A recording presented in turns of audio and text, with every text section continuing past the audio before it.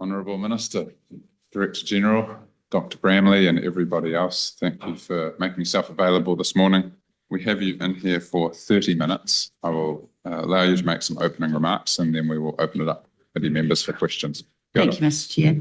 I will just make a couple of brief comments. As Associate Minister of Health, my focus this year has been on delivering practical improvements across my areas of responsibility, which include aged care, the development of a modern regulatory framework for medicines and medical devices, maternal and women's health, emergency road and air services, and our smoke-free goal. But what I want to talk about initially this morning is just the aged care program of work. And I'd like to, first of all, thank the committee for the work you did in this space and the production of the report. Obviously, there'll be a formal response to that report, but in summary, you have covered some key areas and the recommendations are in line with many of the things that we've been talking about, that I've heard about, and complements the direction of travel. We definitely need more flexibility in the system so that it provides the help people need.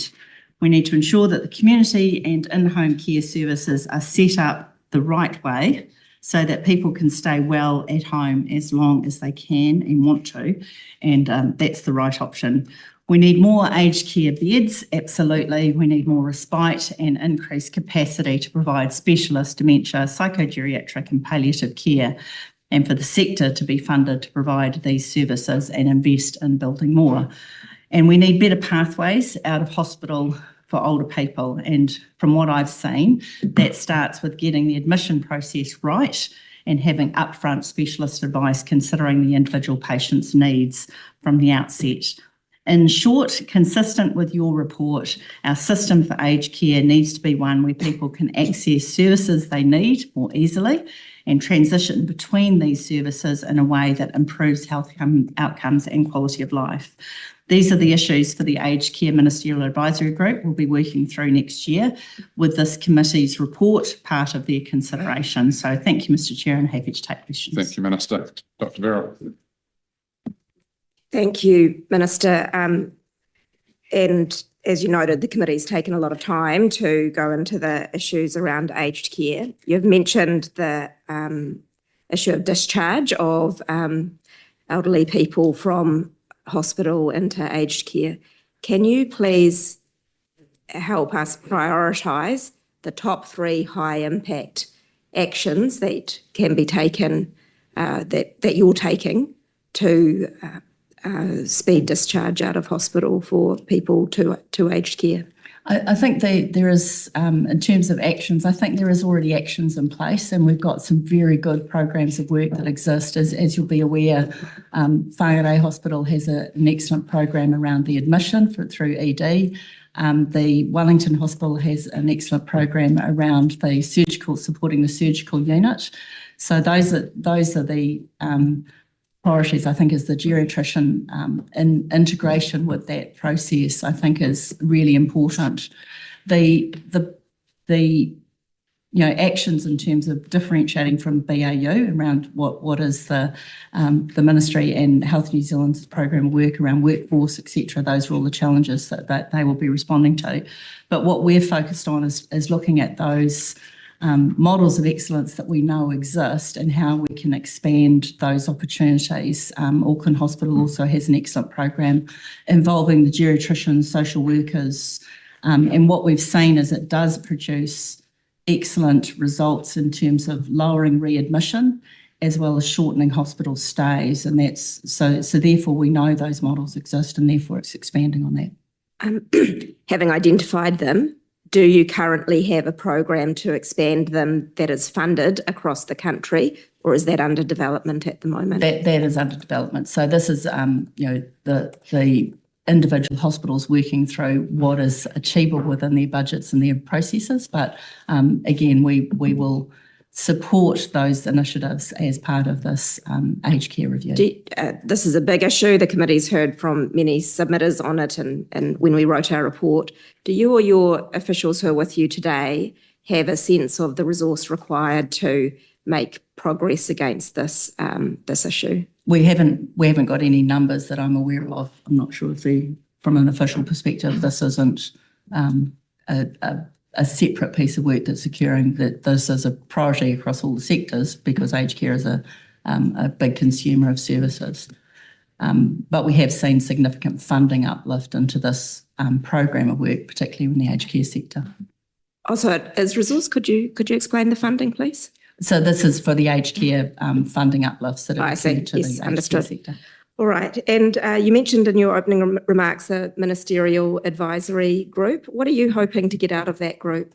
So the objective is to have it stood up by January, to report back no later than the middle of the year. We're expecting it to report back in May. We've given a very tight timeline.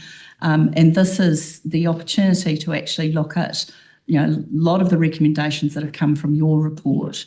But what we know is that we have a high demand of aged care beds, but the system isn't sustainable as it sits at the moment. We know that the contracting model isn't fit for purpose any further. It's been around for a long time. So it's a developing system that supports in-home community care, transition through from hospital aged care, because it's about balancing, decreasing the demand for aged care beds as well as increasing the supply of those beds has kind of got to work complementary to each other. So the program of work is that system design that we're trying to achieve in this space. Thank you. And that sounds very, very technical, and I'm sure you'll identify good people to assist you with that technical task. What should the public expect out of that piece of work? I think the public should expect a clearer system design. That one of the things that you will have heard a lot through the select committee is that's lots of complexity around how to access services. But fundamentally, people want to be able to stay at home as long as possible. And I think that's what we should be delivering as a system. It's the opportunity to be supported to live at home as long as possible, and be able to transition out of hospital better, and that's where those palliative rehabilitative care programs would complement that. Thank you. Ingrid Larry. Oh, thank you, Minister. You've talked about the importance of keeping people at home, which is something I think we can all agree on cross-party. In Australia, it was recognised that a critical part of that workforce are the allied workforce, and they were having to import workers from overseas. To avoid that, there was an uplift of 28.5% by the Fair Work Commission for a largely feminised workforce over the last 3 years. How can you possibly expect us to be able to resolve the aged care issues when you have cut pay equity claims, when your government has done so? Well, I think I'd highlight that the aged care sector is largely privately delivered, publicly funded, but privately delivered. So they have employment relationships with their employers. So it's there is still a pay equity claim process that they can proceed with. But the other component is that broadly the recognition is that we need a funding model that allows the system to be sustainable. And that's what the focus of this is. If we have a sustainable funding model, which encourages the businesses to grow and expand and to meet their needs. What I would say is I've travelled the country a lot over the last year meeting with aged care providers. Workforce has become less of the issue that they are managing or challenged by. What they are challenged by is the funding model and the ability to deliver the service that is needed within that funding model, and that's what we're focused on. We're aware that the pay equity claim that you mentioned could not happen for a number of years. So in reality, those pay rates are not going to change. We have a burned out workforce. We don't have transparency because of the private public funding model that you've mentioned. And if I look at the South Island, there are new contracts now that means that if there are far fewer providers And it does mean also the relationships for those people at home who are being fed or being showered, very intimate kind of activities, being given medication, each week are encountering different workers. Are you satisfied that your approach to pay equity and to the continuity of care is the right approach, given that in reality, those pay equity claims will not be able to be taken for some years? I'm satisfied that our program work, which is to improve the funding model and the contracting environment to ensure that the system is adequately funded, is the right way program work. And final question on this one. Thank you, Minister. Many of those aged care workers are using their own vehicles. They're having to travel, sometimes on directions given by people in different cities who do not understand distances. Their time poor with their clients, and then they are effectively paying their own vehicle costs, which they are not getting reimbursed for. And the Superior report pointed that out. What have you done to ameliorate that? Well, there has been, as we've said, there has been funding uplifts into the aged care sector, and that's the delivery of those services. But I'm not defending the system that you're saying that there is real inefficiencies. About 20% of the in-home community care budget is spent on travel. So that is the challenge we've got. There is a lot more efficiencies. There's a lot more opportunity to use innovation and to create those efficiencies around how we use the workforce. And this is why the review is underway, is to ensure that we have a fit for purpose contract model and delivery of service moving forward. Thank you. Just very, very final one, if I may. Our recommendations made it very clear that if there is to be more investment into this sector, there needs to be transparency so the money does get to the workers, to the front line, and to overcome some of those working conditions such as the petrol and so on and costs for workers.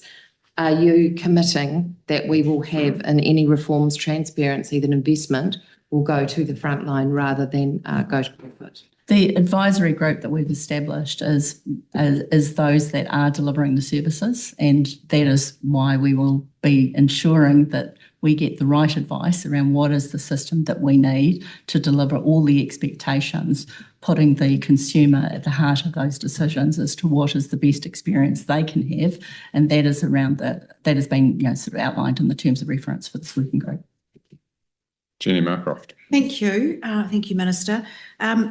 Palliative care is obviously a concern for many people who wish to, whether it's die at home or access a hospice service. In the far north, currently, there is no funding or no specialist palliative care in hospital in the far. What is your vision for the palliative care sector? Can you outline? Well, as I only have the delegation for aged care under my portfolio, so I can only speak to the palliative care service. I think that is, I think it's referenced in your report as well. I think that palliative care is part of the process around, delivering quality of care.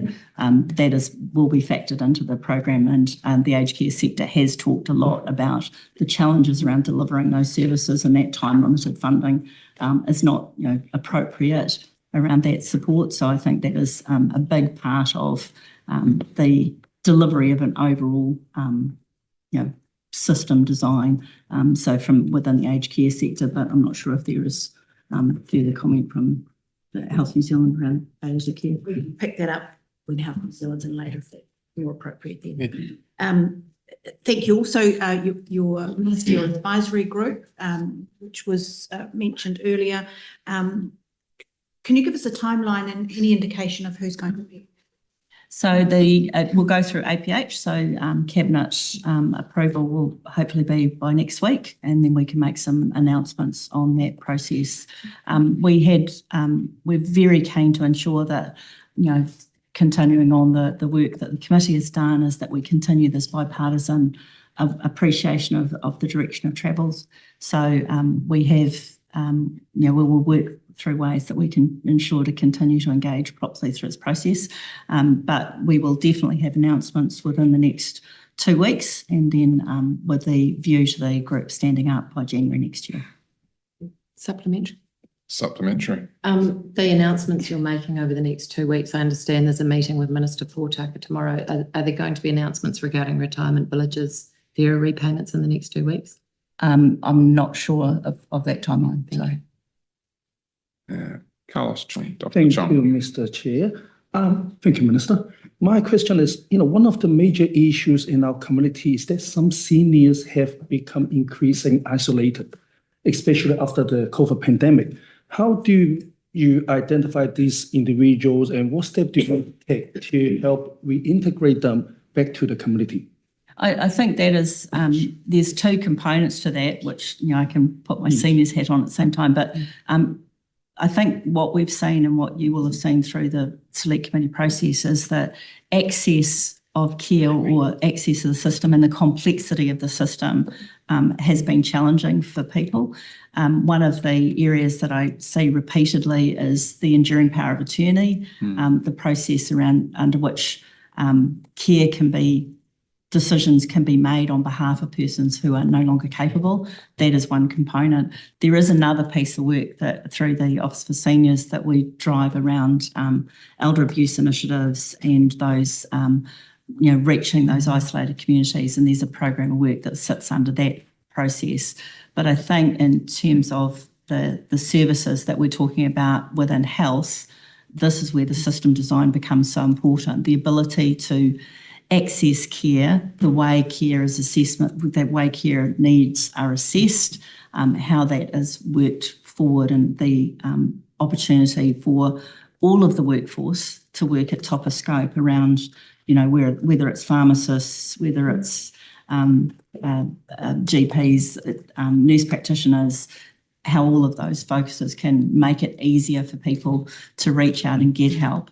But there is a lot of there's a mix between health issues, mental health issues, as well as social issues that mix in there. So that's why I'm trying to drive a program of work that's both looking at aged care, but also through the Better Later Life Action Plan as Minister for Seniors, is how do we integrate those solutions and work better together. Thank you, Mr. But how can we use those local groups like community care to actually reach out to those target population and work together? There is a number of contracts that exist for age concern, for example. There is community groups and actually volunteer groups that do that work. There is a referral process, and there is an elder abuse hotline, because one of the things that we're saying is, as you all have noticed, there's a lot of self-neglect, self-deprivation, where people are isolating themselves from the system. There is mechanisms under which you can report, and that's managed through the Office of Seniors. Sorry, Chair, can I ask one more? Yes. Do you think that those friendship group or maybe possible kind of a daycare center for senior will be one of the solution or one of the direction we look at? Absolutely. Respite care is part of the consideration in this, and that would include day respite.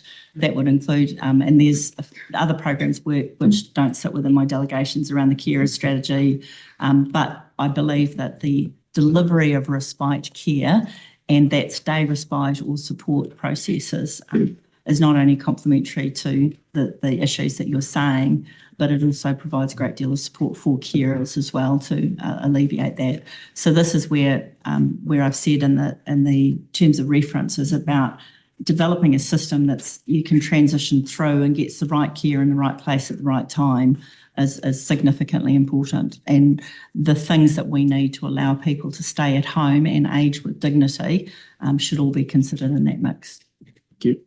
Thank you. Dr. Vera. Thank you.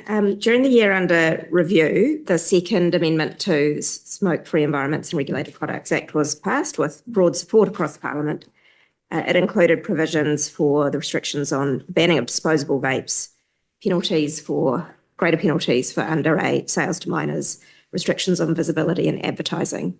How is the implementation of those changes going? It has been effective. We've seen a massive increase in the prosecution through the infringement notice process to fine. The compliance has been, there's been different areas where we've seen good compliance. There have been areas where we know there are individual providers who have been subject to more than one infringement fine.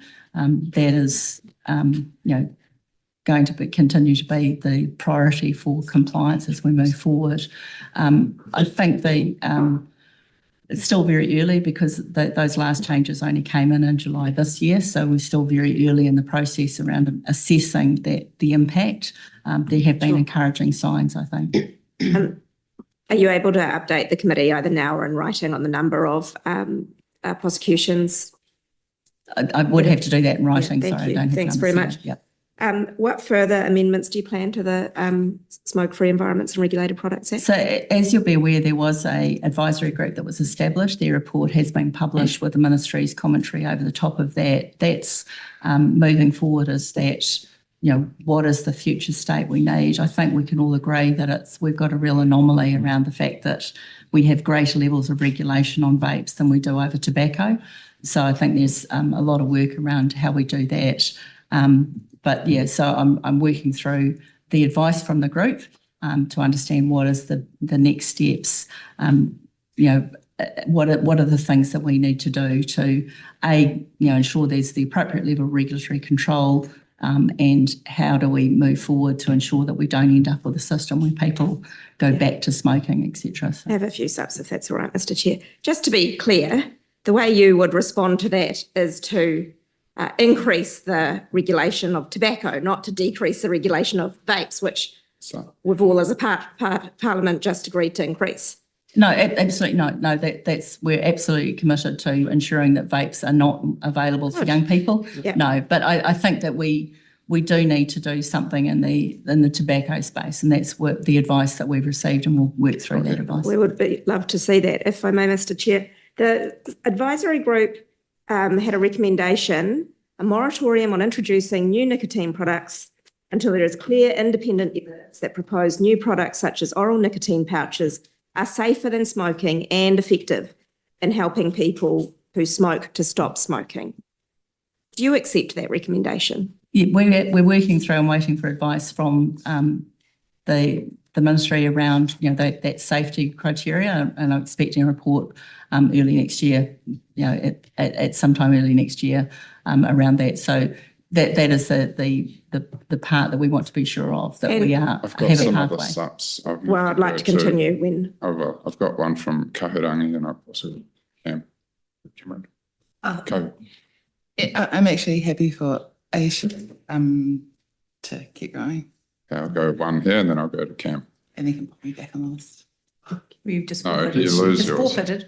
If you forfeit it, Minister, Or would I can, be able to have more than one sub? I can put you back on the Yeah, list that's after what I Cam. mean. Yeah, Thank cool. you. Aisha. can you commit, Minister, that if independent review of the evidence shows that there is no evidence that oral nicotine pouches are safer than smoking and effective in helping people quit, that you will not legalise them in New Zealand?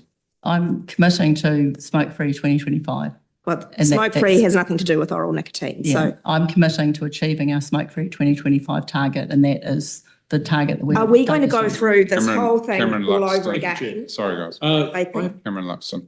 Question to you, Minister. Have you been observing what's happening in the Australia tobacco and vape market, and the perverse incentives that have come from poorly designed and burdensome regulations? Have you been paying attention to what's happening? Yeah, very across much the- so, and it is Have a you been reading challenging your emails from the environment. taxpayers union again? The recent results of smoking from Australia that I've been reported is that they've seen an increase in smoking rates, and the influence of organised crime into that space has been significantly damaging to communities. And so well-intentioned burdensome regulations have actually had the perverse outcome as what you've just told us. Yeah, that was the indications from the increasing levels of smoking that we've seen in Australia. And decreased excise Yeah. income. Yeah. Kahu. Thank you. So does the minister believe that our vaping regulations are sufficient? I think that we have seen really positive indications. The latest ASH survey has shown that our youth vaping has come down. Again, this is the third year in a row, which is that year 10-11 survey that's been continuing. That is a really positive indication, and that our smoking rate has continued to go down. I think there's a lot more that we can do. We still have to recognise that we have the third lowest smoking rate in the OECD. So I think that's worth balancing in this conversation. And the vaping challenges that we had, I think we have made significant inroads. But again, some of those legislative changes only came in July this year. So One more.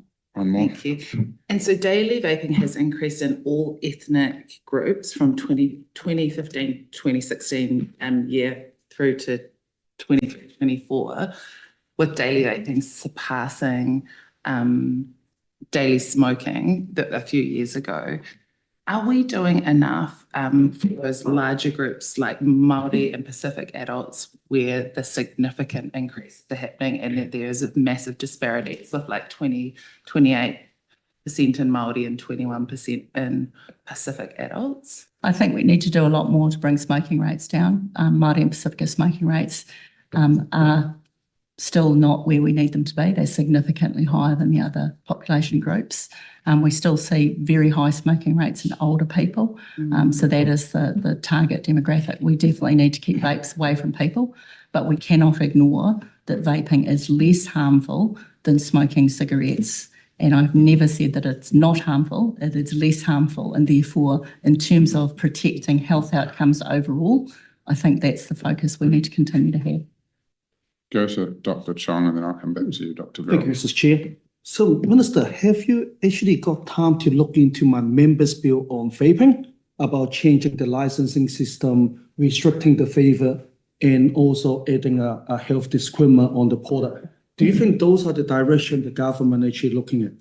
I think, again, that this working group and the advice that I've received and what is the direction of travel will take into account all of those issues.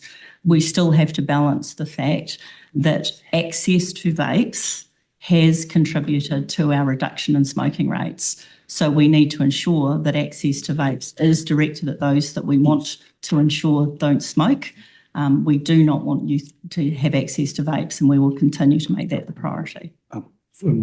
Because one of my proposals is about changing the licensing system from a lifetime licensing system to become a renewable system, licensing system. Do you think this is more practical, or there's something you are interested to looking into it? And as I said, through the recommendations we've got from the advisory group, what that regulatory regime is, I think that what you have focused on is, again, this, and it's what I touched on with Dr. Verrill before, is that we have a system where we have massively focused on vape regulation, and we need to balance that with how do we manage tobacco products, which are the most harmful in that regulatory framework. So what I'm keen to do is develop a system that allows us to continue to meet our target for smoke-free, and how we deal that as, that's what the advice has been sought. Verrill. Minister, the Parliament has really struggled over 7 years to regulate vapes and to address this nicotine addiction, which is a health harm in children. Why would you consider introducing a new form of nicotine to New Zealand that will only create another pool of addiction in young people?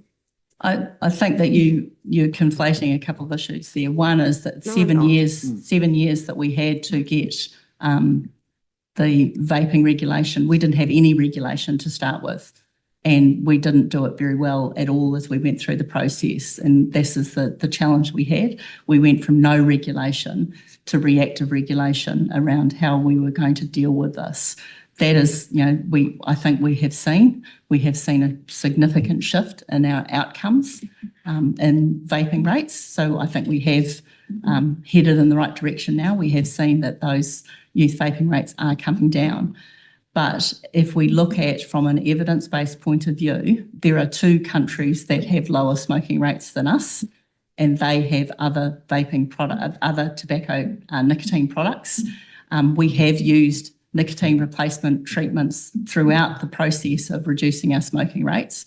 So therefore, the process that we're looking at is, as you've said, an evidence-based system around how do we ensure that we have a huge number between that 55 and 64 age group and 45 to 64 age group that are still long-term addicted smokers. Well, And so if therefore that's- having products available to them as a pathway away from smoking should be something we consider. Well, if you are happy to have an evidence-based approach, as you imply, notwithstanding the considerable misdirection in that answer, why won't you accept the group's recommendation that you'll only introduce oral nicotine products if there's evidence that they are safer than tobacco and reduce smoking?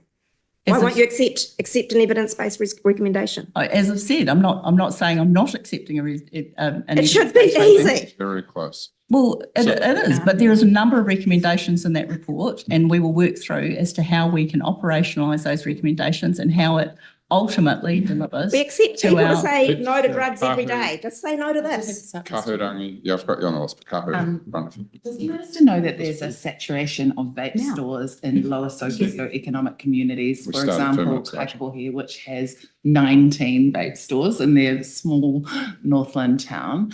Do you think that Kaikohe needs this many vape stores? And does the minister, or can the minister help that community and other communities like it and councils to be able to control how many vape stores are actually in the community? Yeah, and I think that's exactly what, we're talking about this future regime is what is the regulatory system to control the conduct of those stores? At the moment, the only tool we have is infringement notices.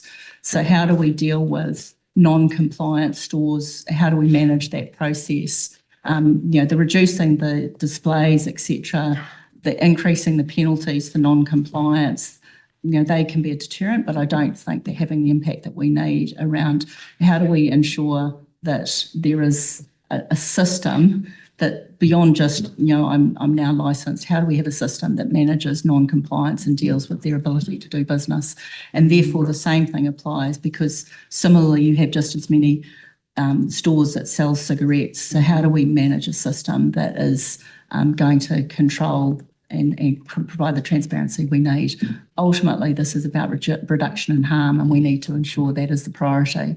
So I think keeping the kids out, and that's what we've seen in the results, but the future state, and that's why I'm really keen to take the time we need to develop what that future state looks like, because we've got to think beyond getting to our smoke-free target. What does that future state look like so that we don't end up in a system where illicit tobacco or other products end up replacing things and creating a new addiction stream. So there is a lot of things to consider in Be this good space. not to get the dirty ashtray award Thank you, again as Minister. well. Thank you for making yourself available this morning and for answering questions.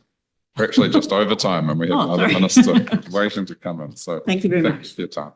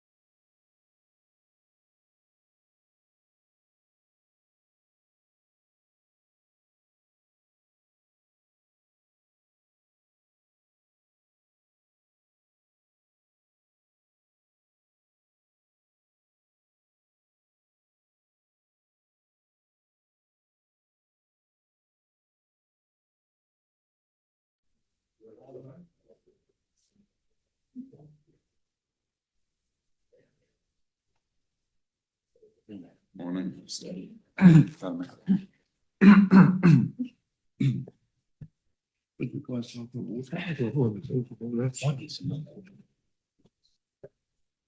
My goodness. Clerks.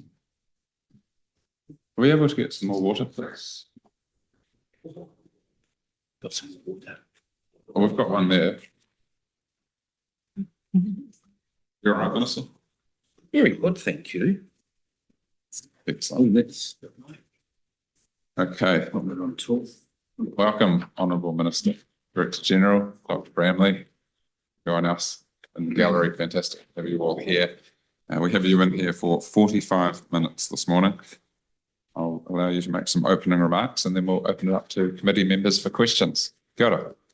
Kia ora, Morena. Good morning, everyone. Thank you, Mr. Chair, and thanks all the members of the Health Select Committee and all the work that you do.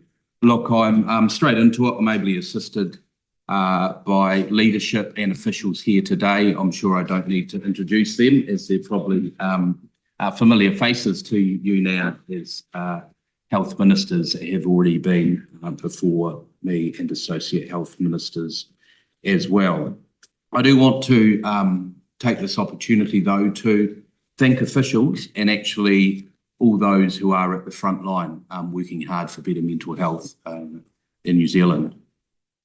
Looking back at what we've achieved over the last year in preparation for this very short introduction, I was impressed by the amount of work. The government's mental health program, 3 key deliverable actions: faster access to support, more frontline workers, and a better crisis response.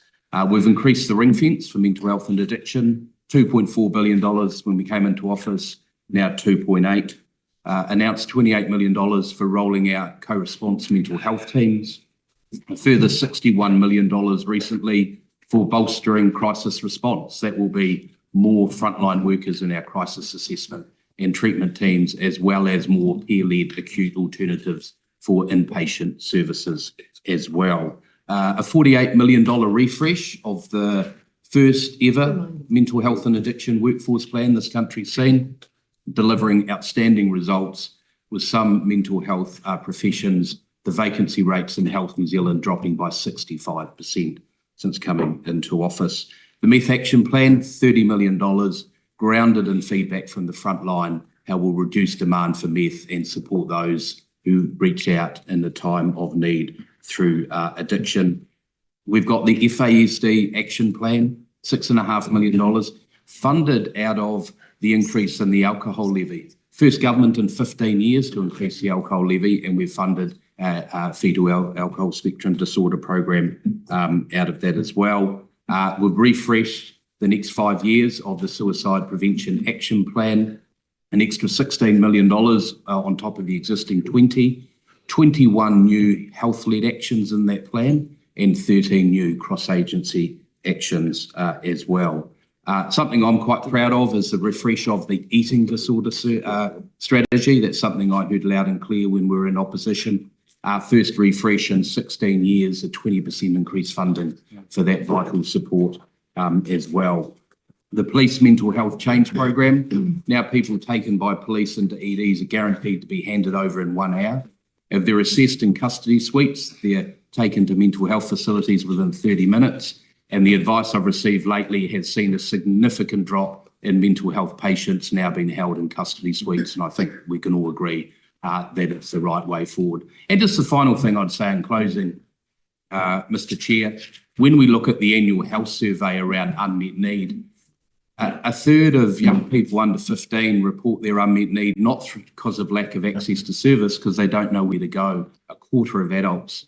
So that's why we've announced and funded New Zealand's first AI-assisted navigation tool for mental health that will support those to get timely access to care as soon as possible for them as well. Over to you, Mr. Chair. Thank you, Minister Primary. Ingrid Leary. Thank you, Minister. You've made quite a few big claims in there, including talking about the ring fence and 61.6 million extra money. Can you show me a budget line where the mental health $2.7 billion ring fence sits in the health budget? Yeah, sure. So where is that line? Because I've asked repeatedly in OIAs, and I've also asked for the activities that form it, and your office has not been able to give them to me because, in fact, isn't it true that the mental health budget sits alongside health budget and so is included in the overall budget? Well, it's included in Vote Health, you're right. I have the delegation of New Zealand's first mental health minister for the Mental Health and Addiction Ring-Fenced Fund. And let's be very clear, taking it from 2.4 to 2.8 billion is not a ceiling either. It's actually a minimum. And the advice I've received recently in the last financial year actually spent more than the ring fence. So if you've added around $700 million, but we don't know what's actually in the ring fence, and we've ascertained that the $61.6 million that you've talked about as being additional was already in the ring fence, How can we be sure we're getting value for money when it comes to Oh, look, outcomes? I'm more than happy with your follow-up written questions to ensure that you get that information. Minister, I've been writing those questions, and in fact, in one of the Official Information Act responses, you have said that work identifying the ring fence has stopped because the role that was doing that was disestablished. So are you saying now that you will be able to provide a list of activities that are covered? Yeah, I by mean, the that mental health 2.7? and addiction ring fence is something that's been long-standing in New Zealand, and I have the real privilege of managing that under my new delegation. Thank you. I'd look forward to seeing that. Question. Thank you. Hamish Campbell. Dr. Campbell. Excellent. Thank you, Minister. And I appreciate you've outlined a number of actions already. Something you haven't talked about is increasing the mental health workforce. What have you been doing in that space? Yeah, well, the Auditor General has been critical of previous governments about not having a standalone mental health and addiction workforce plan. We published that in our first year. I decided to take the opportunity in our second year to refresh that, to look at the opportunities. It's a $48 million plan. $6 million of that was around prioritising addictions workforce, quite often an undervalued and underprofiled workforce, and a valuable workforce in New Zealand. It's one that is very different in its training pipeline. It's more about micro-credentialing, apprenticeships, earn-as-you-learn placements. So that $6 million I've been advised will create an extra 50 alcohol and drug practitioners a year, and that's 50 every year for 3 years. That's a real legacy project. And you think of some of the issues we're responding to around meth, that's a real game changer. If you look at our commitment to doubling the number of clinical internships for clinical psychology, this year we had to meet a target of 60. I'm happy to announce we've actually exceeded that, and this year we'll be delivering 74 clinical internship places. When you look at our commitment for psychiatry to grow from 33 to 54, we are well on track for delivering that as well. So it shows if you've got a clear plan and measurable results, that's how we'll deliver a better workforce. The final point I'll leave with you, since coming into office, there is 10% more frontline workers in mental health and addiction today than when we came into office. Yes, thank you. And supplementary, Mr. Chair. What have you done about maybe changing the scope of some mental health practitioners? Yeah, well, what we've done is we've listened to the front line. What we do know, if you are looking at psychology, we have hundreds of psychology undergrad students who, when they don't get those limited clinical internship places, the data shows they disappear from the field. I've been very clear about creating new registrations. Happy to announce the clinical psychology assistant role has been signed off by the psychology board. They will hit campuses next year and enter the workforce in 2027. We'll be looking to scale that up to 100 every year to enter the workforce. I think that'll be a game changer. Excellent, thank you. Okay, we've got subs from Ingrid and Kaho. Ingrid. Thank you, Minister. Aren't you gaming the numbers a bit when it comes to your claims about psychology? Because you say you doubled the number of clinical psychology internships. No, we haven't doubled. But you're referring only to centrally funded internships rising from 40 to 36. The total number of clinical psychology interns trained across 6 accredited programs is more than that. So in fact, it's been higher than 40 years before you actually took office. No, Why are you sort of cherry picking the numbers? We've been through this before. And you keep. I know. That's why I've got surprised a year on, you still haven't caught up. We are talking about Health New Zealand funded clinical internship places for clinical psychology. So what about those in each? If you let me finish, and I'll give you the Minister answer. finish, please. Thank you. In 2024, there was 40. Sorry, in 2023, there was 40. We made the commitment to double that to 80. Like I say, we are on track. Not only have we worked with Health New Zealand, but my colleague Penny Simmons has worked with the universities to open up that funnel as well. And this year we were to meet the target of 60, and we have exceeded that to 74. So we're well on the way for meeting that of doubling Health New Zealand funded clinical internship places.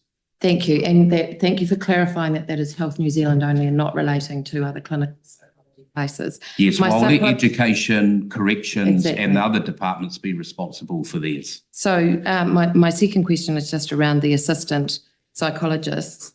where you have had a fifth of your workforce, about 800 psychologists, write to you with concerns to say they don't feel comfortable supervising these people because they do not have the clinical experience, and also the workforce is burned out. What are the pathways going to be for these people who've got a year postgraduate training? Where are you going to place them? And why are you calling them, why have they got psychology in the name when in fact they are closer to talk therapists or counsellors in their training?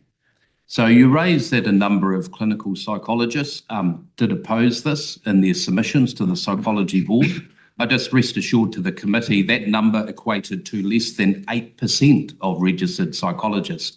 I'd just like you to reflect on the submissions you hear in the committee. 8% opposing, I would say, is probably pretty good. Signed the letter. So what we have heard is that resoundingly, the psychology profession supports this. That's why the Psychology Board has signed it off. That's why psychology departments at UC and AUT have written the curriculum. That's why I won't announce today. There'll be several other universities who will be announcing this program as well.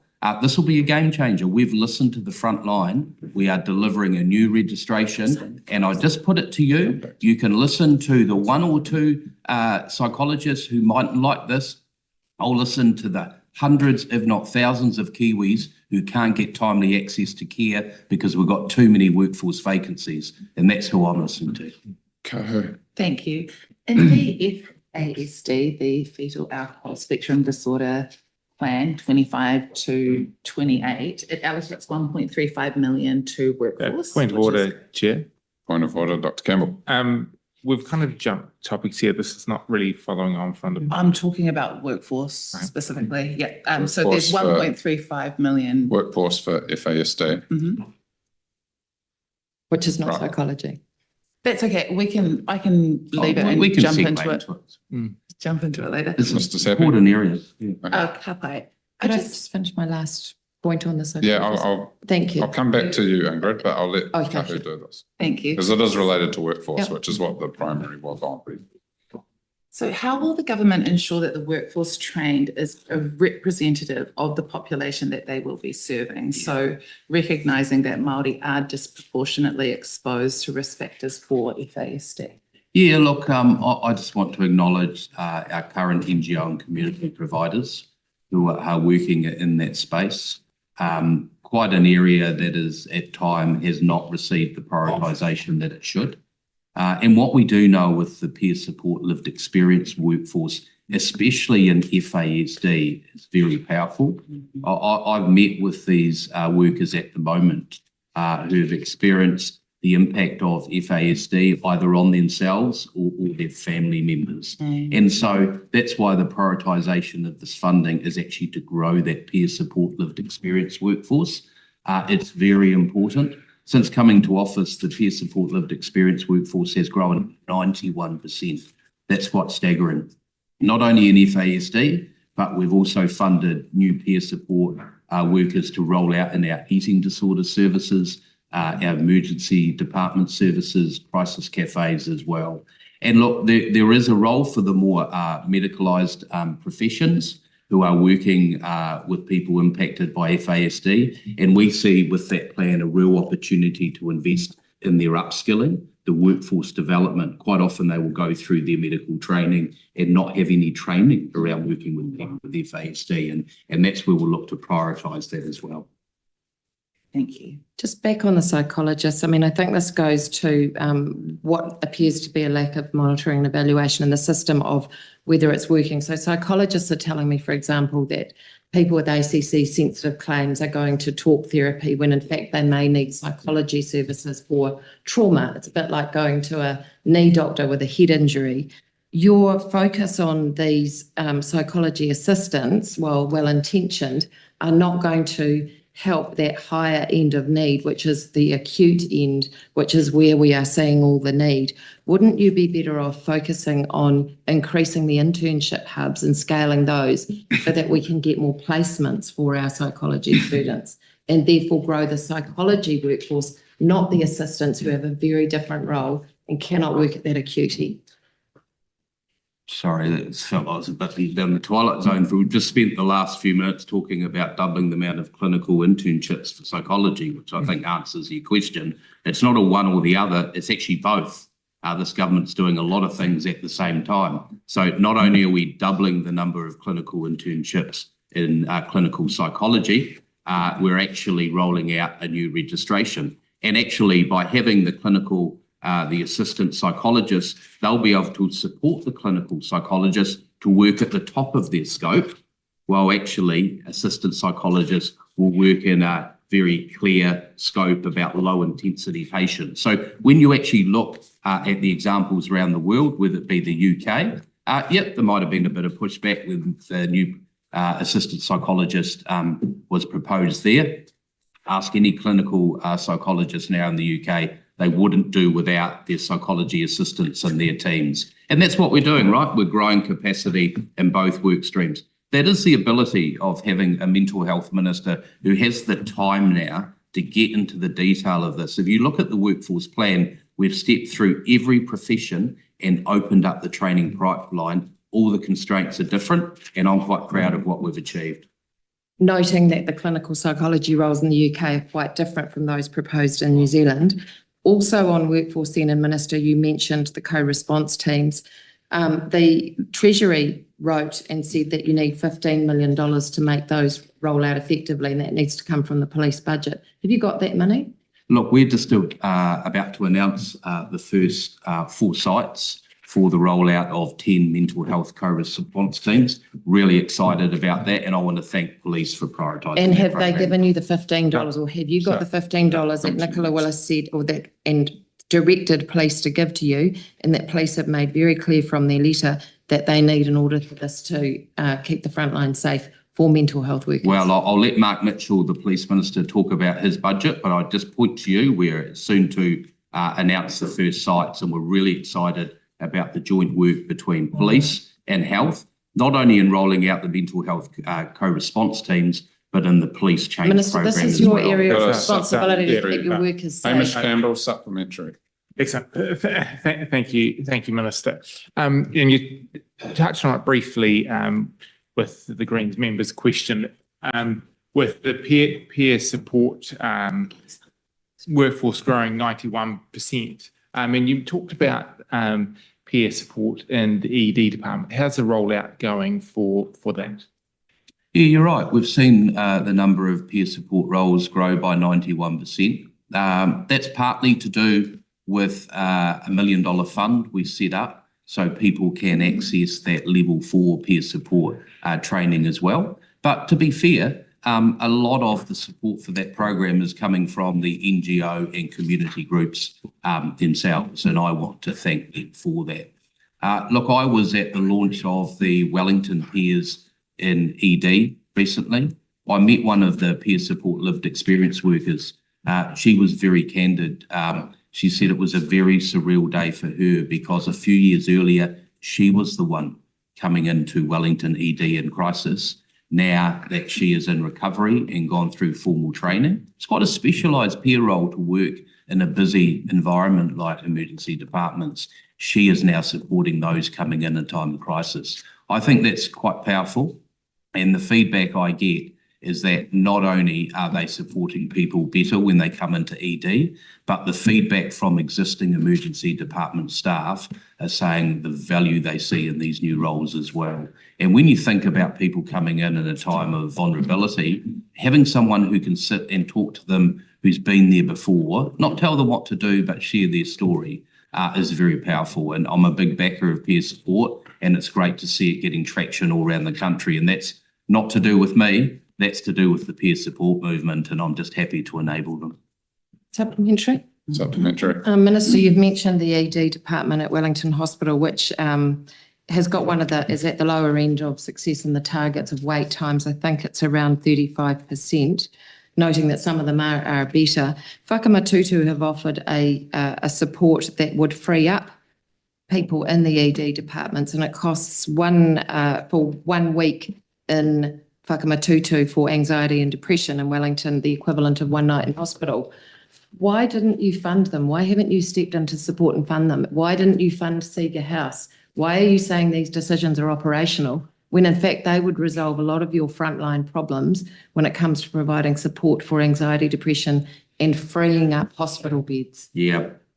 Well, you started with the Wellington Emergency Department, and you're right, their performance within the government's targets around faster access within emergency departments is, quite frankly, not good enough. I would say, though, when I set that target, I was advised by officials, people coming in, maybe substance-related acute presentations can take longer because, of course, they need to come down from potentially the drugs they have used.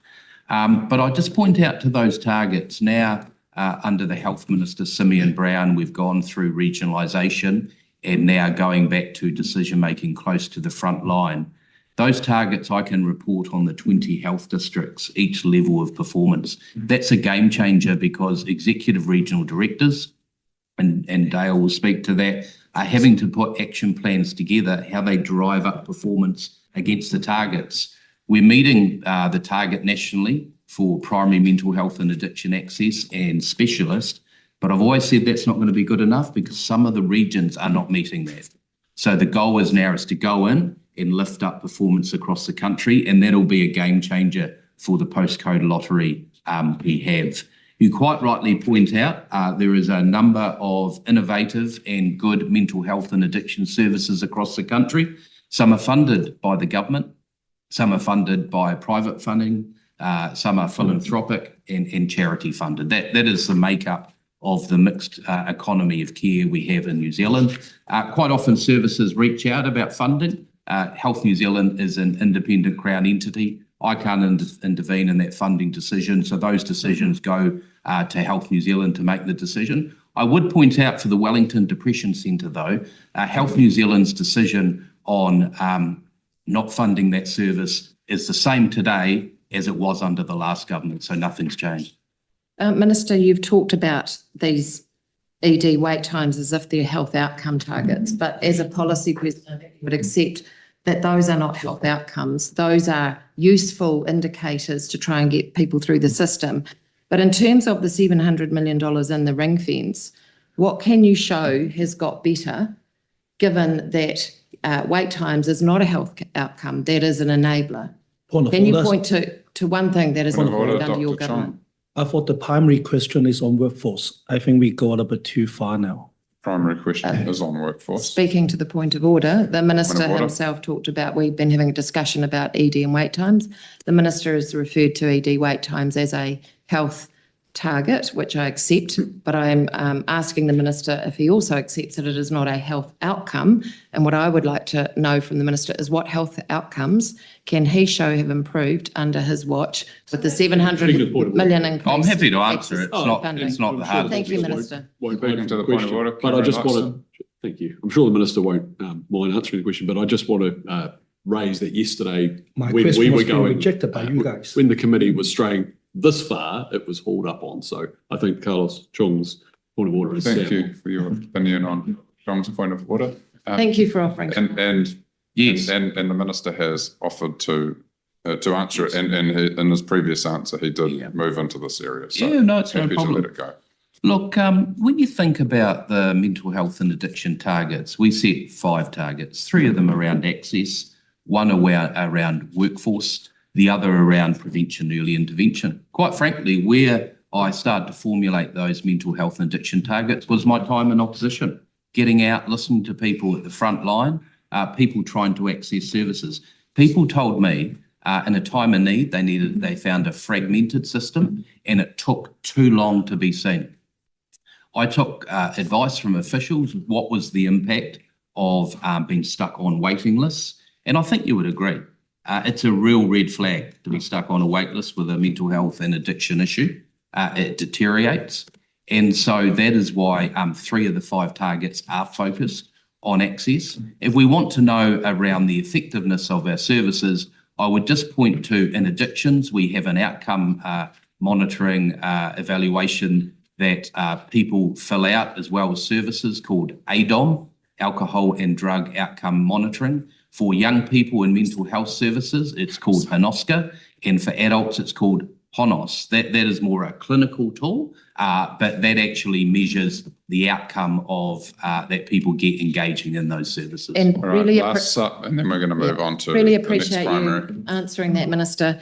I think the point is that over the last couple of days, we have been asking scrutiny questions of the Health Quality Safety Commission, of the ministry, and nobody seems to be monitoring mental health outcomes. Your own targets are around access, which is important. How is your system measuring outcomes so that we know, for example, that like the ACC, at the Point of ACC order, Dr. example, Chong. that we're not sending Sorry, people to the Ingrid, knee Ingrid. doctor for Order. a head injury. We've got a point of I order thought over we there. are very clear that we can't just do a supplementary like this on kind of an open field. So this supplementary is not really related to the primary questions. Speaking to the point of order. Point of order.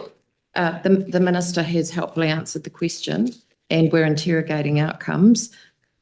The point is trying to ask the minister, given we have not been able to get any agency to say who's measuring mental health outcomes, where we find that information, given that his targets don't relate to that.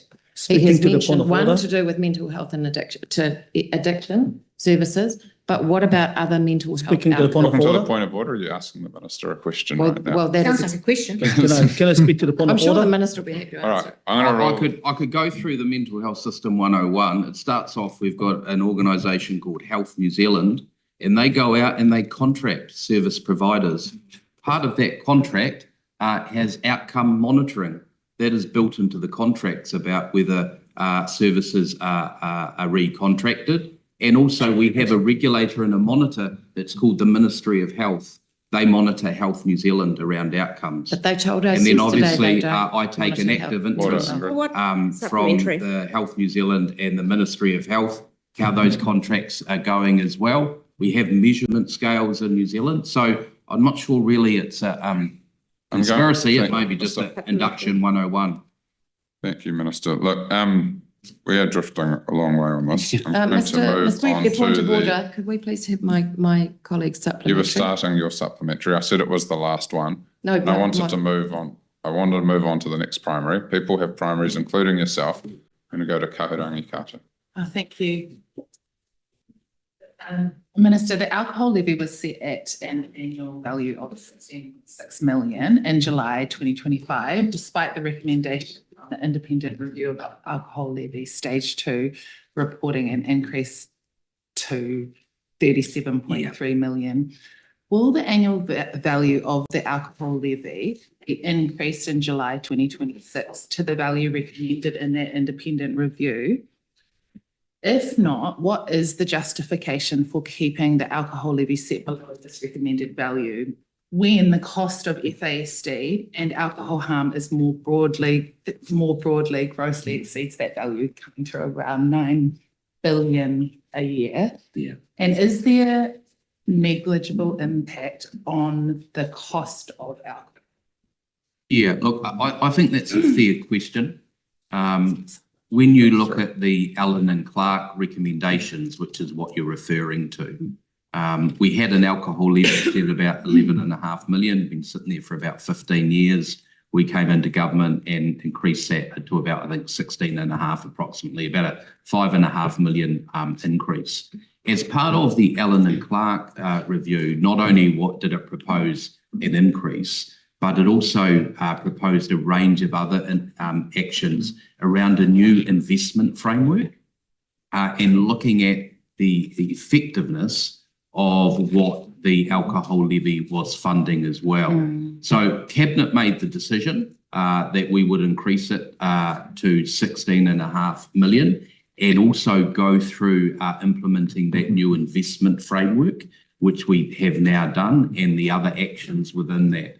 Look, I don't want to get ahead of Cabinet for the next review of the alcohol levy because it is a Cabinet decision. But I can say today, as a minister, I'm open to that, and that's the process we will step through.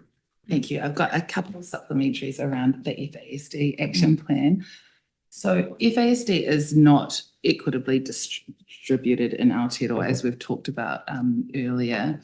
How will the government ensure the equitable access two actions included in the FASD action plan for those experiencing the highest rates. Could you just say that how is it equitable access? Equitable access to the distribution of access to the To support. actions, exactly. Yeah, support and yeah. resources. Well, actually, one key part of the FASD action plan is the rollout of better assessment tools. And that will actually help skill up our existing professions who work with people with FASD. But actually through the new assessment and the referral pathways into support, that will allow people to be guided into support that hasn't been there before. There's also further investment into community services. We talked about the peer supports, lived experience workforce, growing that as well.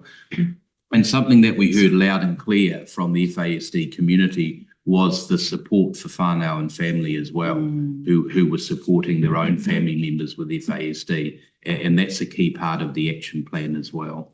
Thank you. So with that action plan, it talks about a joint up multi-agency approach. So what mechanisms are in place to prevent siloed funding and ensure that coordination across health, education, justice, and the social services, which all really impact, especially our kids who have FASD and their long-term outcomes? Yeah, and I think that's well said, and it was acknowledged in the action plan. I suppose for this government, we would call it a social investment approach. We know actually it's not just the responsibility of health. One of those departments you rightly picked out was education. And we do know through taking a life course approach. So the report we released alongside the action plan framed up our approach to FASD, taking a life course approach, maybe what might be needed in the first 10 years of that person's life, potentially different than the next 10 years. And why we say that is when we look at the outcomes from young people with FASD in education settings is quite poor. And it poses the question, what can we do better in the educational setting to support those with FASD? And that was a key plank of the action plan as well. Yeah, absolutely. Yeah. No. Two questions. No, please. we're not on to you yet, though. You're out of subs, Kahu, or you have another? I think there's one more. Is Yes. that right? Yeah, thank you. So just looking at the New Zealand Health Survey, excuse me, alcohol results that show that the government is not on track to meet its target on reducing hazardous drinking at the population level, especially with the 15 to 24-year-old age group. That hazardous drinking rate has increased to 27% over the previous year, which is a significant reversal.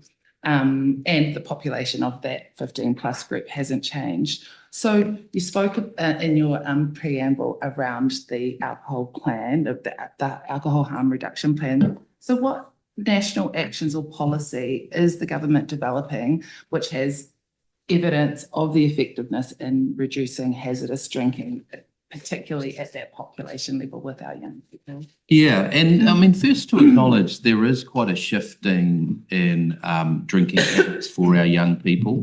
And the data does show they are drinking less. We also see that customers are asking for low or zero alcohol drinks as well. And we are supporting that. Education is a key part of that. And that's what we support as well.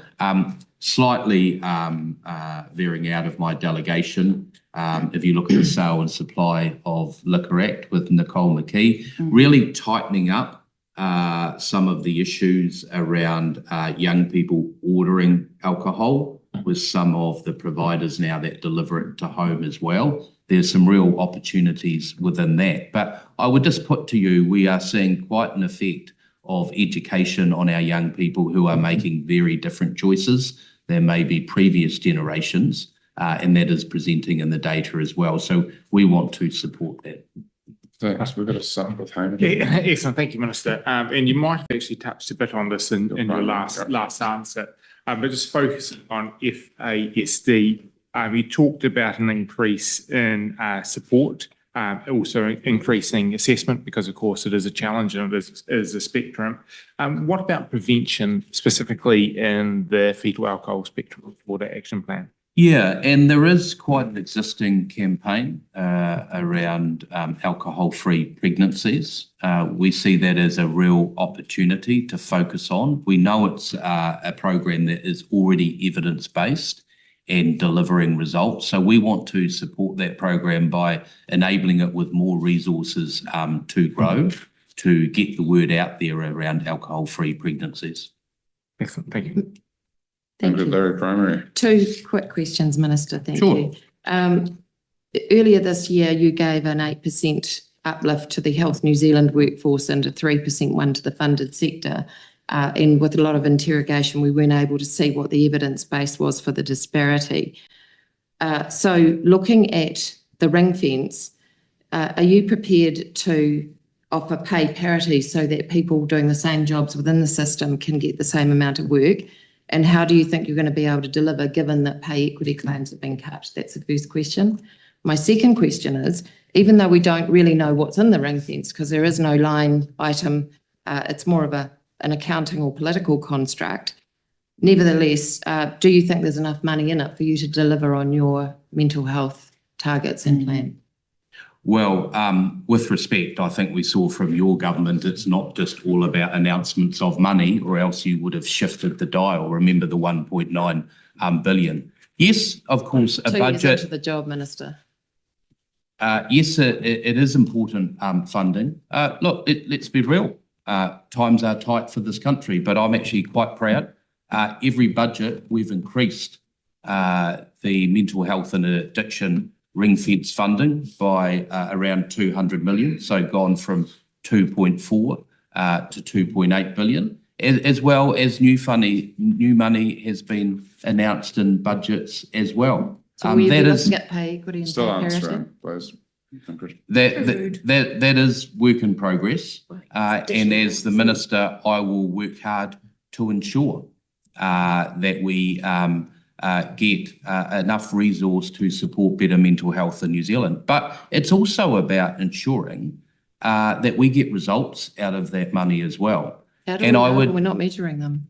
I would just point to you around not only the access targets, but actually the numbers of people being seen because of the focus ensuring people get primary access within 1 week and specialist within 3 weeks as well. So look, there's an absolute focus on this, ensuring that we get real results about the money that we have put in. Yes, the government does support pay equity and pay parity, and we will work through that through the contracting process with our NGO and community groups. I'd just like to point out for them, we heard loud and clear that for the last few years, they were getting very frustrated about being put on singular year contracts. I've moved on that.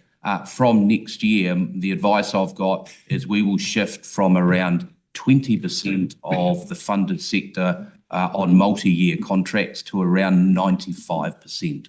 That is a significant shift, and that will actually reduce administrative costs for those And Minister, you organisations. talk about 82% in your referral rate as a success target, but do you accept that that doesn't capture all the numbers? Because people in that 82%, many of them are not even getting referred. So how can you refer to 82% in your targets when you're not capturing the population that need the mental health outcomes? Well, I would just ask you respectfully to reflect on what you've just said. The target is 82% of people are seen in their first appointment within 3 weeks for specialist. The data is tracking up more to the middle 80s for 1 week for primary. That is showing they are getting timely access to support. The ones that are actually able to get Hey, referred. come through me. Carlos, Primary. Yes. Thank you, Minister. I mean, there's a lot of report and of noises about I Am Hope and Gumper Friday in the last 2 days. And I saw one of your comments, you said some people may not understand the contract. What is it about?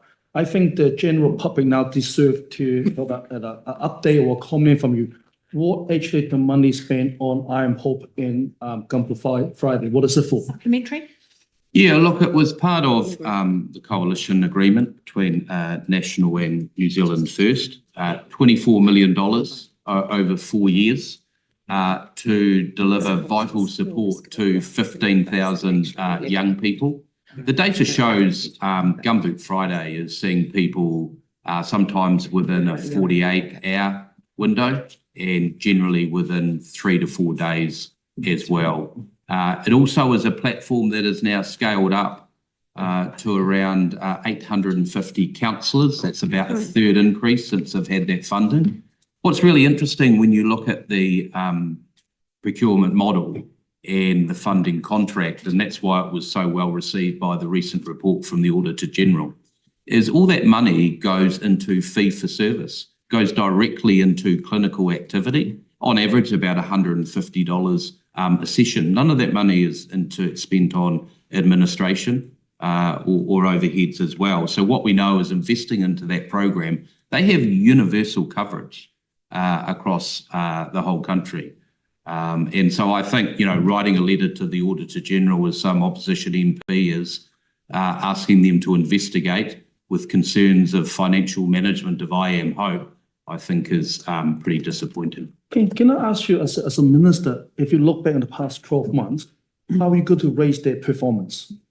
Yeah, that's a good question. So we have very clear performance management contracts. And not only that, as the Auditor General did report, we are getting regular updates of their activity and they are well on track to deliver the expectations to their contract. Thank you. Jenny Marcroft. Supplementary, and thank then you. Mike King stepped down from his leadership role with Hope in November. What comment do you have to him as someone who has campaigned and championed mental health for our young people? As part of his departure in the program of work that the government has done alongside with Mike, comments do you have for him? Yeah, look, I've spoken to Mike. He is, like you say, stepping down from a management role. He's not leaving. He just wants to get back to the front line, as you'd expect. Mike's a well-respected advocate, as we have many others. You think of Sir John Kirwan, think of Jazz Thornton. And I want to thank all the advocates and also the ones who necessarily don't get as much profile, the ones on the front line every day who are making a real difference. And look, the final point I'd leave you, it's my personal view. I'm in a privileged position. I travel the country talking mental health and addiction. I think Kiwis would be largely surprised by the level of support out there.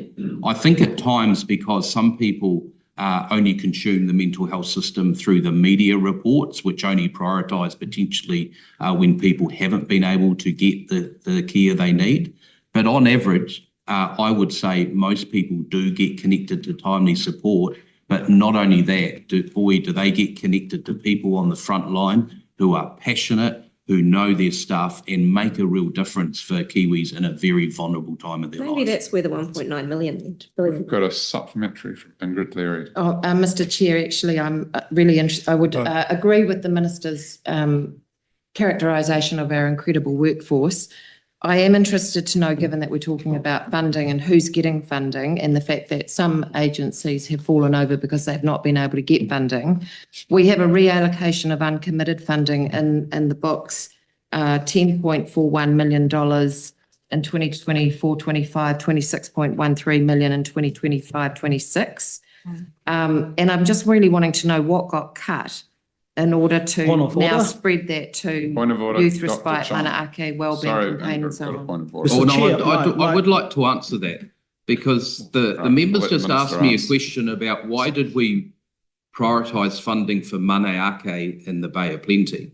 I don't think she's going to like to hear this. When I came in to be Mental Health Minister, the officials warned me that the last government had left a fiscal cliff around the Mana'ake program in Bay of Plenty and not fully funded it.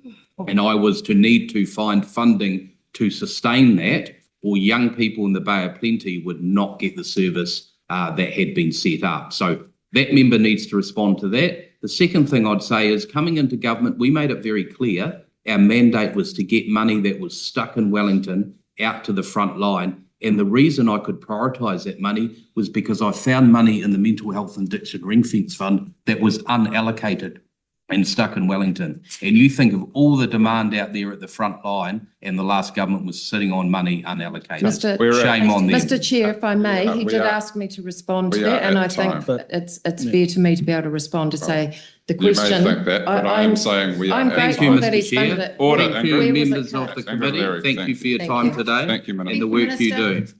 Thank you.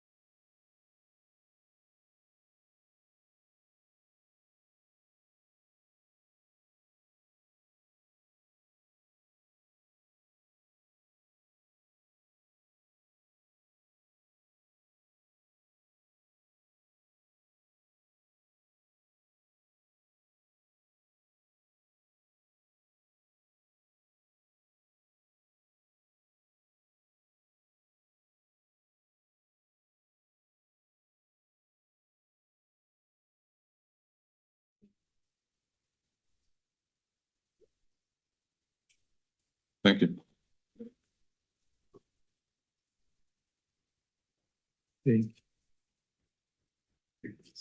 All right, welcome. Professor Levy, Dr. Bramley, officials, and everybody else. Very good to have you here. We have you here for 6 hours, although we won't be doing it in one big block. There will be some breaks. So, look, I'll open it up to you for some introductory remarks, and then we will then move on with our structured agenda, which is firstly around organisational performance, then around key service areas, performance and challenges, and then health infrastructure. Thank you, Professor Levy. Dr. Bramley. Thank you, Chair, Ora Committee. We'll just make some introductory comments. I'll just start off briefly, and then Dale Bramley will take over from me. And we'll just make some introductions. I've got Dr. Andrew Connolly, our Vice Chair, with me, Dale Bramley, our Chief Executive, and Bevan McKenzie, our Chief Financial Officer. And Dale and Bevan have got a number of our colleagues, management colleagues with us, and they've got their areas of that they lead, and they've got special expertise, and we'll involve them in dealing with the questions as well. So just for a sense of context, Health New Zealand is a significant and extensive organisation. It's the largest organisation in New Zealand. It has a total expenditure of 29 billion and a workforce of over 100,000. We deliver integrated services right across the country. This is treatment, diagnostic care, and preventive. We work across 87 campuses, 1,273 buildings, and 11,092 beds. We also fund primary and community sector to the value of 10.1 billion. That's across 9,000 providers and 15,700 contracts. And our services cover the whole spectrum of integrated care. In the global context, our health service still performs quite well comparatively. We've got a life expectancy that's currently at 82 years. We rank 16 in the world for life expectancy. We still have disparity in life expectancy of Maori, although pleasingly in recent years, the gap has reduced from 8 to 6 years since 2002. Obviously, in all of this, like in most of the areas, more work is required. Thank you, Esther, and kia ora koutou. Just a little bit about our context. Health New Zealand has been going through a prolonged period of change for the last 3 years. We're now starting to enter a more stable period, including with our senior appointments now in place. I just wanted to acknowledge it has been a difficult industrial climate over the last year, and we're also operating in an environment of significant increase in demand for services. And for example, our emergency departments last year saw a 4% uplift. Clinical quality and safety, obviously a very significant priority for Health New Zealand. We have done longitudinal reviews looking at the last 10 years around quality and safety, where we see a mixed picture, a number of indicators improving, some stable, but some we clearly have some more work to do. Just in terms of performance, we have seen some significant movement in the last year. On the financial front, we have managed to come in within budget with a small surplus to our budget position for the first time since our inception.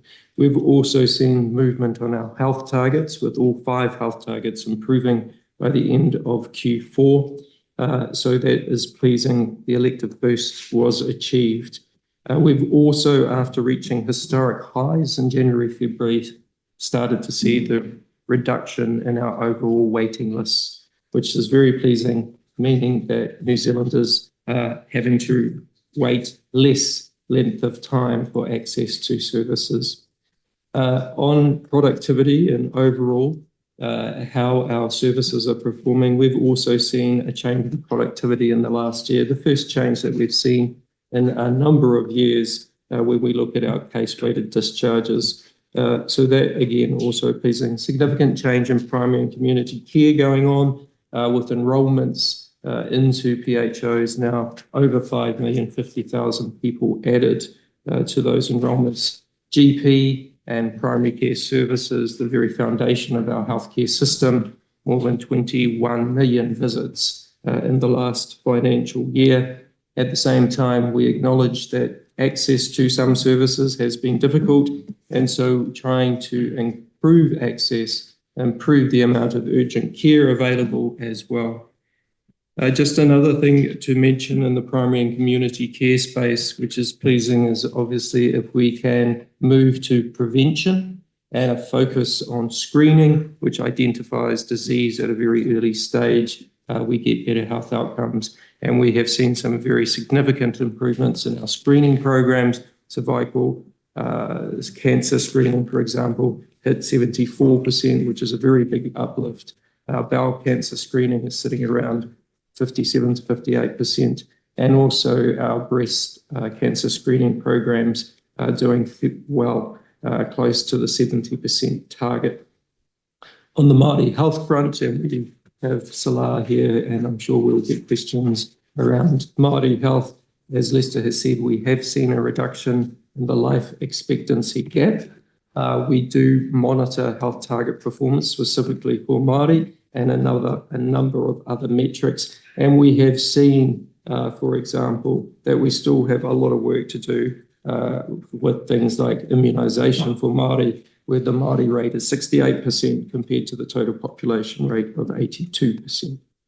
Finally, on workforce, we have seen an increase in our healthcare workforce with a lift over the last 2 years of around 6% in our medical staffing, 12% in our nursing and allied health, and 7% in midwifery and support services. Our vacancy rates and our turnover rates are now at historic lows. And as we know, there's always more demand for healthcare services. So we're continuing to look at ways to invest in workforce. And we recently announced the intake of nursing graduates, 1,800 over the coming months into Health New Zealand. And with that, hand over to you, Mr. Chair. Thank you. Thank you very much. We have a question here from Dr. Campbell. Excellent. Thank you very much. We saw with the merger of the district health boards with an extra layer of bureaucracy on top that the financial systems weren't well thought through, and we have heard that the finances were operated through a single Excel spreadsheet. Can you give us an update on the financial management improvements that Health New Zealand has undertaken? Point of order. Point of order, Dr. Verrill. I believe my colleague is misquoting the Deloitte report into the financial systems at Health New Zealand, and perhaps he'd like to more truthfully characterise. Speaking of point of order, I wasn't actually referring to the Deloitte's report, or I did not mention it in my question. Well, then where is your evidence for that statement? It was in the media. I'll let the question stand. And if it's untrue, then Health New Zealand can say so. We have seen a very significant change in our financial performance as an organisation, as you'll see in the annual report result, where we have come in on budget this year with a very small surplus. The preceding 2 years we did not. We did have a Deloitte review, which members will be well aware of. And we have worked very hard to implement the findings of the Deloitte review, including such things as moving to a FPIM system across all of our districts. We've also moved to more closely match revenue to expenditure, to work with our districts to build our budgets so that people are very aware of the budgets that they have allocated to them. And around areas of significant costs, we have had much greater oversight of those costs as the system has continued to develop. I would just say in the context, this was the biggest merger in New Zealand history with a number of legacy systems, including financial systems that were brought together. And we are still working to continue to improve some of this, but we have our CFO here. I'm not sure if you'd like to add anything else, Ben. It's a very good summary, Dale.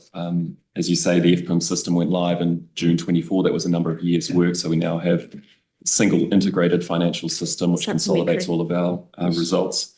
I would note as well that the way that we manage performance has improved. So we have integrated operating performance reviews with all of our regions and our major delivery functions every month. Those then cascade through the organisation. We have daily cash flow forecasting, which was also one of the issues that we saw previously.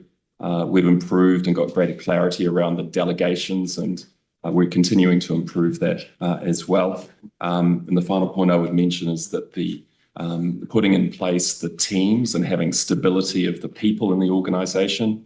We've made a number of permanent appointments, both to Dale's executive team. We have regional chief financial officers in all of the regions. That's been in place since July. We do have more work to do on that front, but having consistent, capable people working through a single source of truth systems is obviously very important to good financial reporting. Yes, it's supplementary. What progress has been made with activity-based costings and budgets? We have improved with our 25-26 budget. So we had a nationally coordinated activity planning. I would note that organisations of the scale of Health New Zealand, that normally takes a number of years to get to detailed local activity planning. So I would say that improvement was made through the 25-26 budget. We will continue to improve that, in particular in the coming year, through even greater involvement from frontline in defining those activity plans. We recognise that that is not yet as detailed as it should be. We expect that that would probably be over the next 2 or 3 years that we would see that get to the point that it should be. Supplementary. Supplementary, Dr. Barrow. Can you please elaborate on when the work to implement FPIM began? There was a project over a number of years. I don't know when that was started, but it was certainly a multi-year project, significant investment. Well, perhaps I could help you. It began under the last government. That's correct, isn't it? Yes. So the FPIM system that you cite as a solution to the issues raised in the Deloitte's report was actually being implemented prior to the Deloitte report being written. That's correct. The FPIM system, I can't confirm the date, but I'll take your word for that, went live in 2024, and the Deloitte report was obviously later that year. I would note as well that we continue to improve that system. It's not a one and done, so ongoing improvements are being made to it. And you mentioned the benefits of having consistent people in role for the financial management of Health New Zealand. Can you remind me who fired all the people from the roles previously? Of the senior executive of Health New Zealand? No one was fired. In the leadership team, many people ceased as a result of the development of devolution, where, for example, there would be one person running hospital systems across the whole country. And then when we started the devolution process and went to regional, obviously that is a situation no longer wanted, but nobody was actually fired. They just left with a lot of money, it seems, across the health system. Well, people were in the situation that people's roles ceased, they were paid what they were due in the employment contracts. So if we return to my colleague's question here, the two benefits that you cited in terms of the current management of Health New Zealand's financial system with the consistency of people in role, which is a response to problems created by restructuring done under the present government, and a software system that was under development prior to the current government coming in. I think that's, if you have a look at the detail around the FPIM, that actually started with, before the previous government, was the government before that. It was part of the Health Benefits Limited program. I think that people have changed quite a lot since Health New Zealand started. There's been a lot of change since 2022, 23, and that's all been contextual, and we've moved past that. And Bevan's not only talking about the executive level, he's talking right throughout the system. So The point is, we're just trying to get to a point where we can actually operate the system with the kind of financial discipline that's required. Ingrid Leary, primary. Thank you. I'm trying to understand the myth of the ring fence because it's very difficult to find out how we can measure outcomes when the accounting systems, or first of all, the organisations, Health Quality Safety Commission, the minister, everyone points at Health New Zealand. Health New Zealand doesn't have a line item that talks about $2.7 billion of mental health. In fact, it is incorporated into other things. So it's really difficult trying to understand value for money when there is no line item. Why do you not disaggregate or get to the level of being able to show what the mental health spend is in the regions, for specialist services, for primary and community health, and for kaupapa Māori? Because without that, it is very difficult to understand whether we are getting value for money, and yet we've had a 32% increase in the so-called ring fence, which is around $674 million. It also leaves the system open to double Point of order. accounting.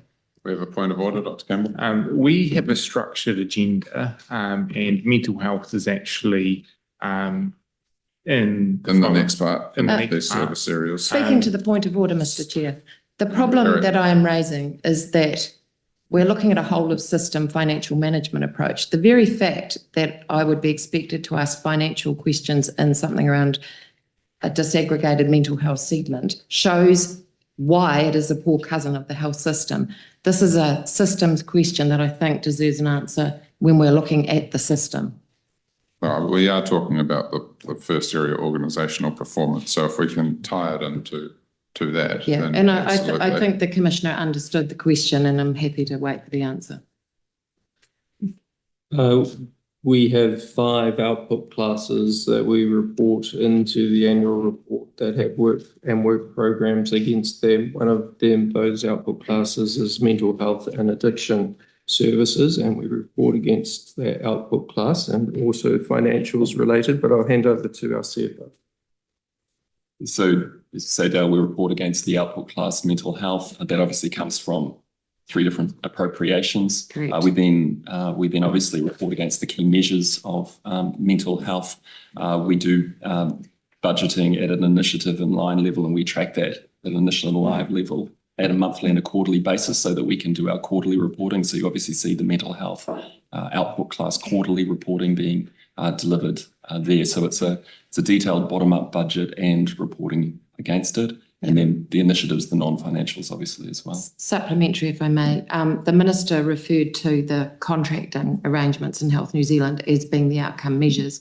I've looked at many of those contracts, and they are output measures, as you've quite rightly said, they're output classes. Where in the system do we find the outcome measures in one place for mental health, given that there is no specific ring-fenced budget in the system, and yet we keep referring to this mythical ring fence? So I think in the annual report, you will see reporting against mental health and addiction services. We also, in our quarterly monitoring reports, report a number of metrics related to mental health. A number of those are outputs, and they were also inclusive of access. Some measures are quite hard to define in terms of pure outcome in mental health, and that's why we have both access measures as well as patient-reported measures, which are also very important. If you look overall at sort of national global measures of outcomes, you do see an overall improving right back to life expectancy, mortality rates. You do see improvements there, but you are picking up on something that is difficult to define in terms of specific outcomes. And so often if you can't get an exact outcome, you have access measures, and those access measures mean that people can access treatment services, which we know have proven benefit, which then leads to those outcomes. Final question, if I may, Mr. Chair. Yes, you may. Would it be easier to measure the outcomes if there was a line item or a section on mental health rather than having it in the 3 current class systems? And secondly, do you accept that there is a risk of double accounting? For example, things that have been funded by MPI in the rural sector have been announced as mental health announcements within the ring fence, when in fact the budget has come from a completely different boat. Do you think it would be easier to organise yourselves so that there is sufficient focus on mental health and sufficient change to be able to be measured that follows the money directly?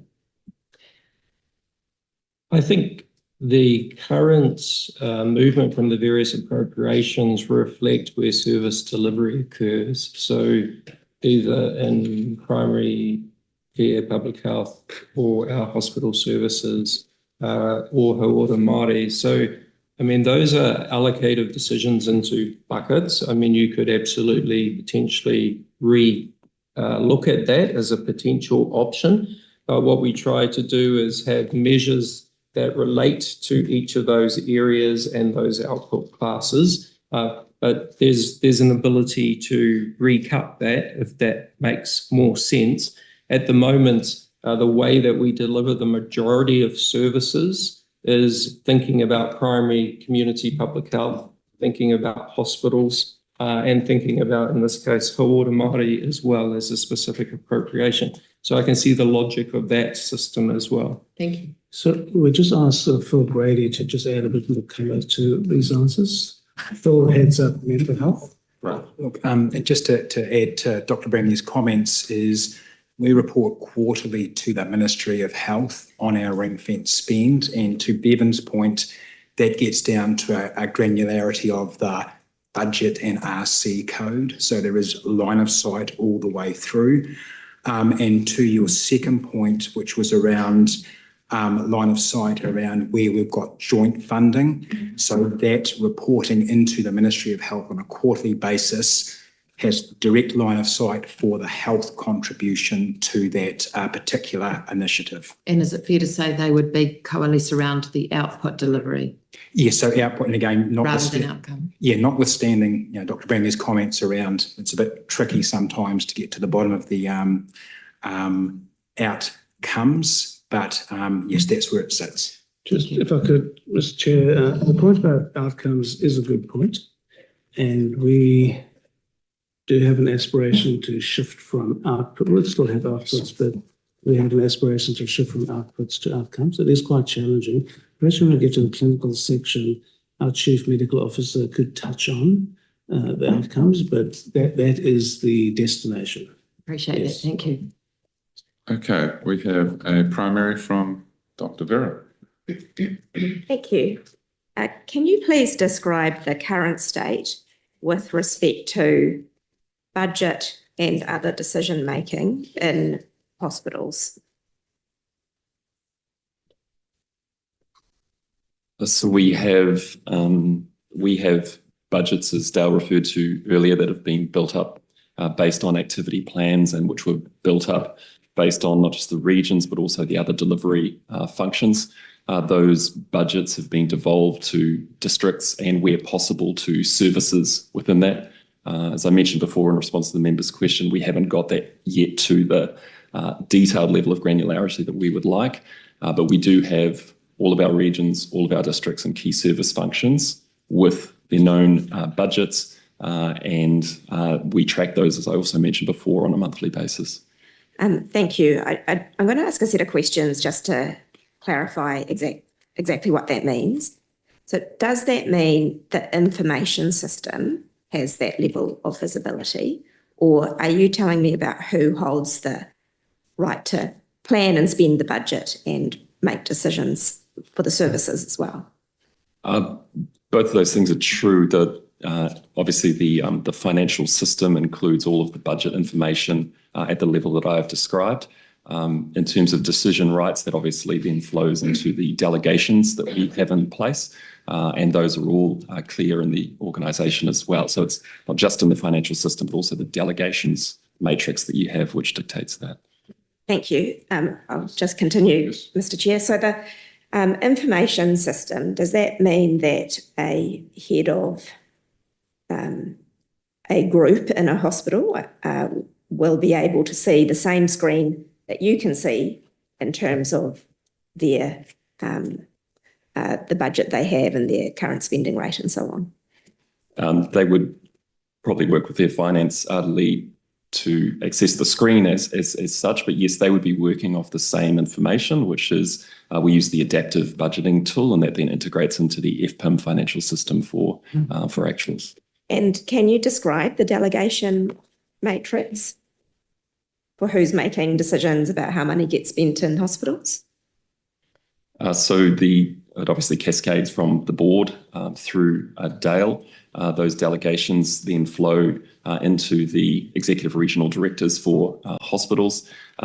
Specifically, ERDs have a $5 million capex. Can you spell out for the sake of the record what the ERD is, please? Executive regional director. So we have the 4 executive regional directors. For example, Dr. Andrew Brandt is the executive regional director for the Northern region here with us today.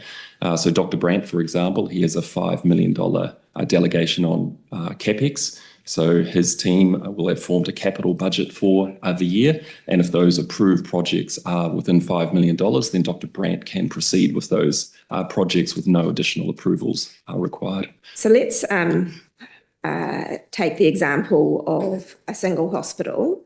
How many people have delegations to spend money in that hospital? Is it just someone as senior as Dr. Brandt? 5 million probably doesn't reflect most of the very high proportion of the budget for a hospital or a district. I know. So we have a delegations policy which starts with the board's delegation to me and then cascading down. That all goes all the way down to RC managers. So those are the very local managers that sit in. What does RC stand for, please?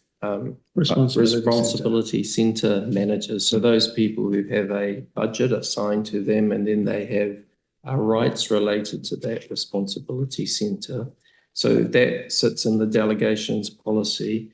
What we are currently doing with the movement to strengthen devolution and to strengthen local services and service delivery is reviewing that delegation policy and strengthening the amount of decision making that will be done locally as we move into this devolution. I understand that. So to contextualise whether that is a big change or a small change, I'd just like to understand what sort of person is the RC manager, did you say? Sure. Do they run a single department? Yes. Are they the head of all surgery? So they would be service managers. They run a service such as plastics or orthopedics. They would be charge nurses who run their wards. So they would have the RC for their ward. So they're usually people who have both people responsibility and those report to them. Then they have a delegation around those people, or where they have expenditure, need to do clinical equipment supplies that supply their areas, then they have delegations related to that as well. Can you explain to me,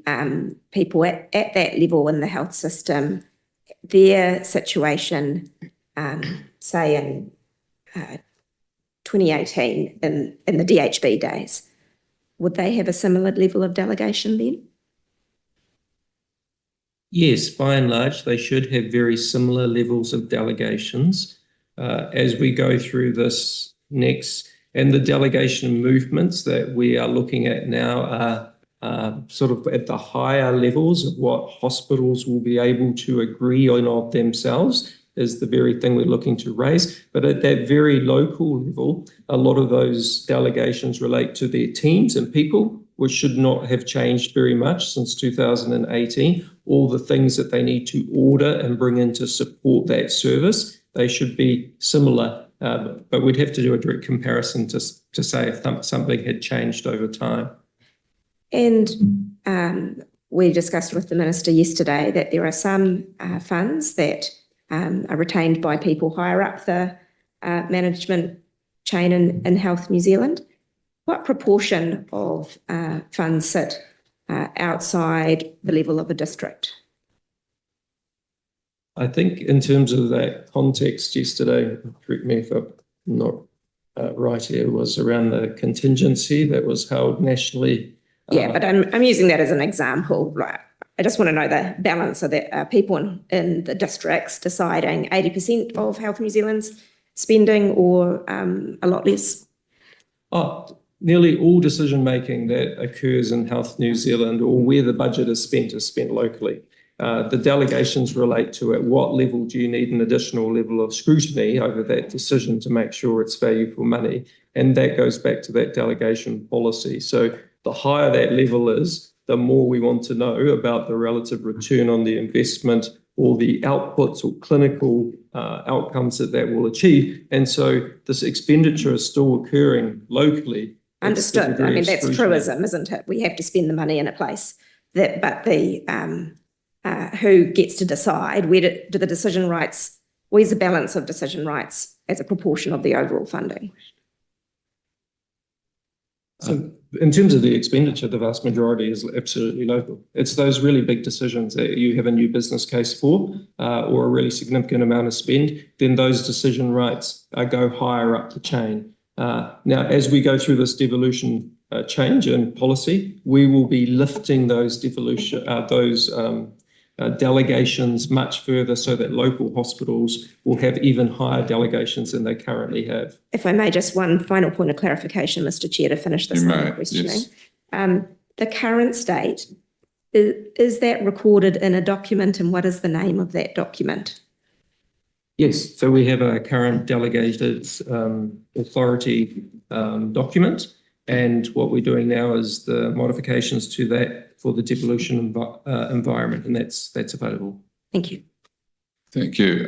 Just so everyone knows where we are up to, we have primaries waiting from Hamish, myself, Puhana and Ingrid. Can I join the list again, please, Mr. Chair? Oh, of course you can, Dr. Verrill. And only, Jenny Marcroft. that's in this first part, right? Just, you can? That's correct. Right. Dr. Yes, Campbell. brilliant. Thank you. And you've talked a lot about devolution already this morning. What progress has been made to move to a regional structure, and what still needs to happen?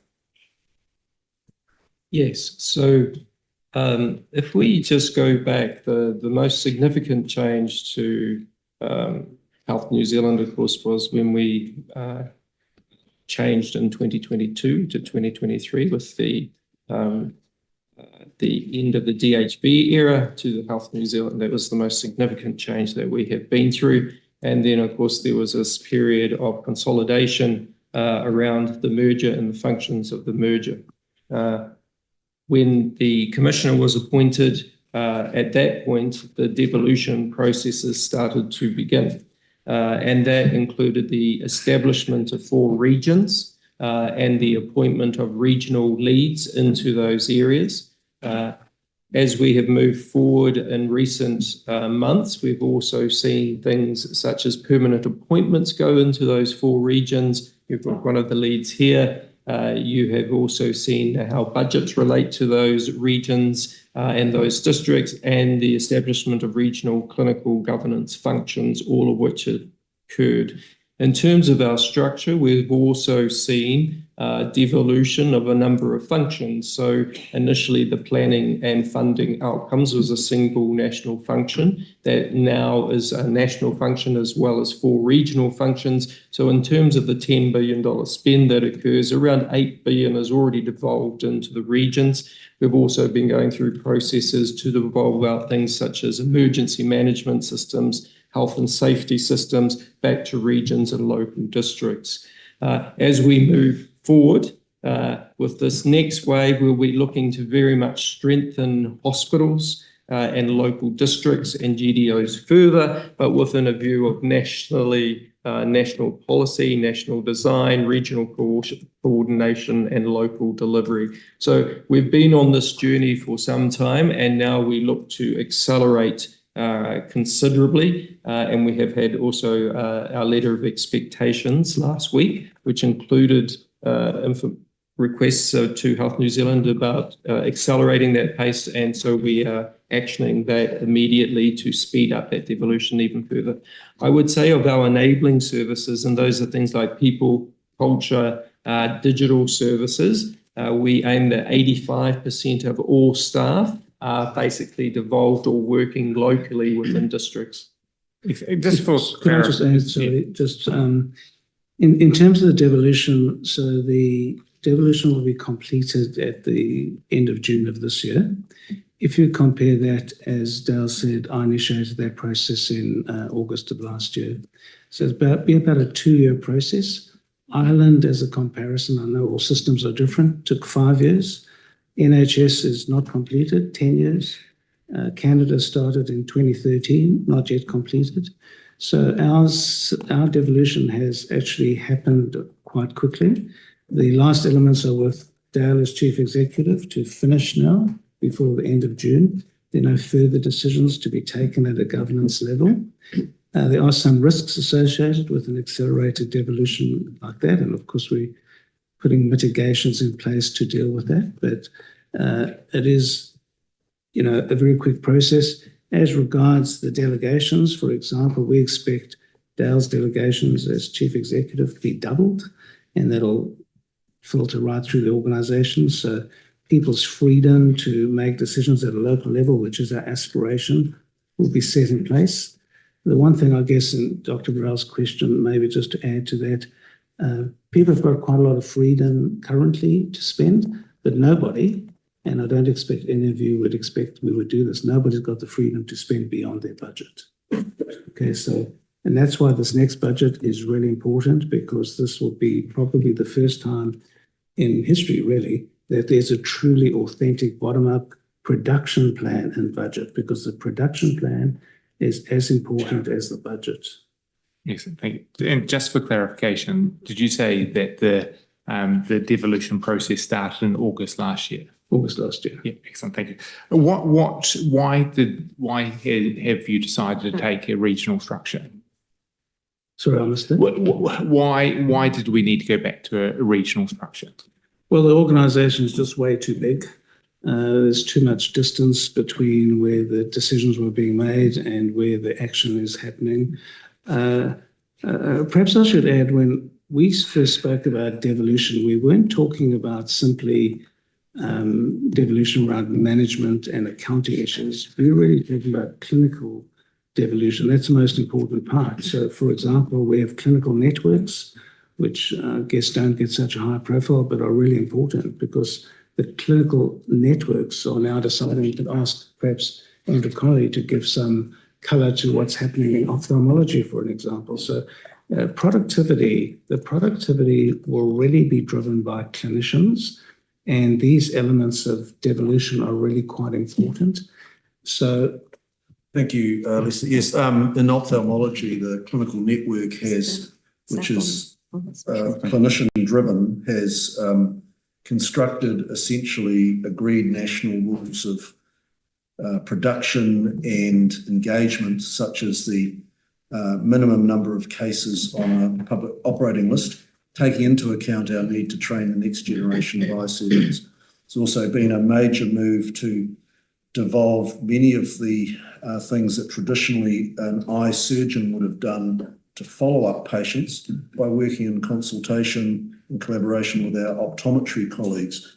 And this not only speeds up access for patients and timeliness of their review after cataract surgery in particular, but it creates capacity for new patients, because the ophthalmic surgeon is able to have capacity created in their work schedule. And by doing this regionally, we can take into account the various dynamics. So obviously the Northern region has Metropolitan Auckland with 3 districts. That leads to different opportunities and way of constructing the details versus, say, the geographical differences of the South Island. So we believe the regional approach led by the district clinicians has the opportunity to deliver a lot of value. Okay, we've got some subs here from Ingrid and Aisha. Ingrid. Yeah, it's really interesting listening to the systematic approach. I'm trying to understand what difference it will make on the ground. For example, we had Seeker House close last year. We were told that was an operational decision. What difference will your new system make for those types of decisions? That was very controversial. Ministers have said it's operational, and yet we see them stepping in to fund and provide bridging finance for one-stop shops. But there's 2 parts to the question. One is, would something like Seeker House under the new system be able to stay open? And secondly, what are your rules around operational? Because it's very difficult to understand when ministers don't want to make decisions, they point the finger at you. And there are a lot of people in Auckland who say that was the wrong decision, given that any health system should have a tertiary level facility like Seeger House, and that has been vindicated by the WHO. So I can give some insights into how the system operates currently, including around that decision, and then Phil can fill in the picture, as it were. But when the question of Seeger House came up, my role was to ask the local district, on what basis are you making that recommendation? And are you satisfied about that recommendation?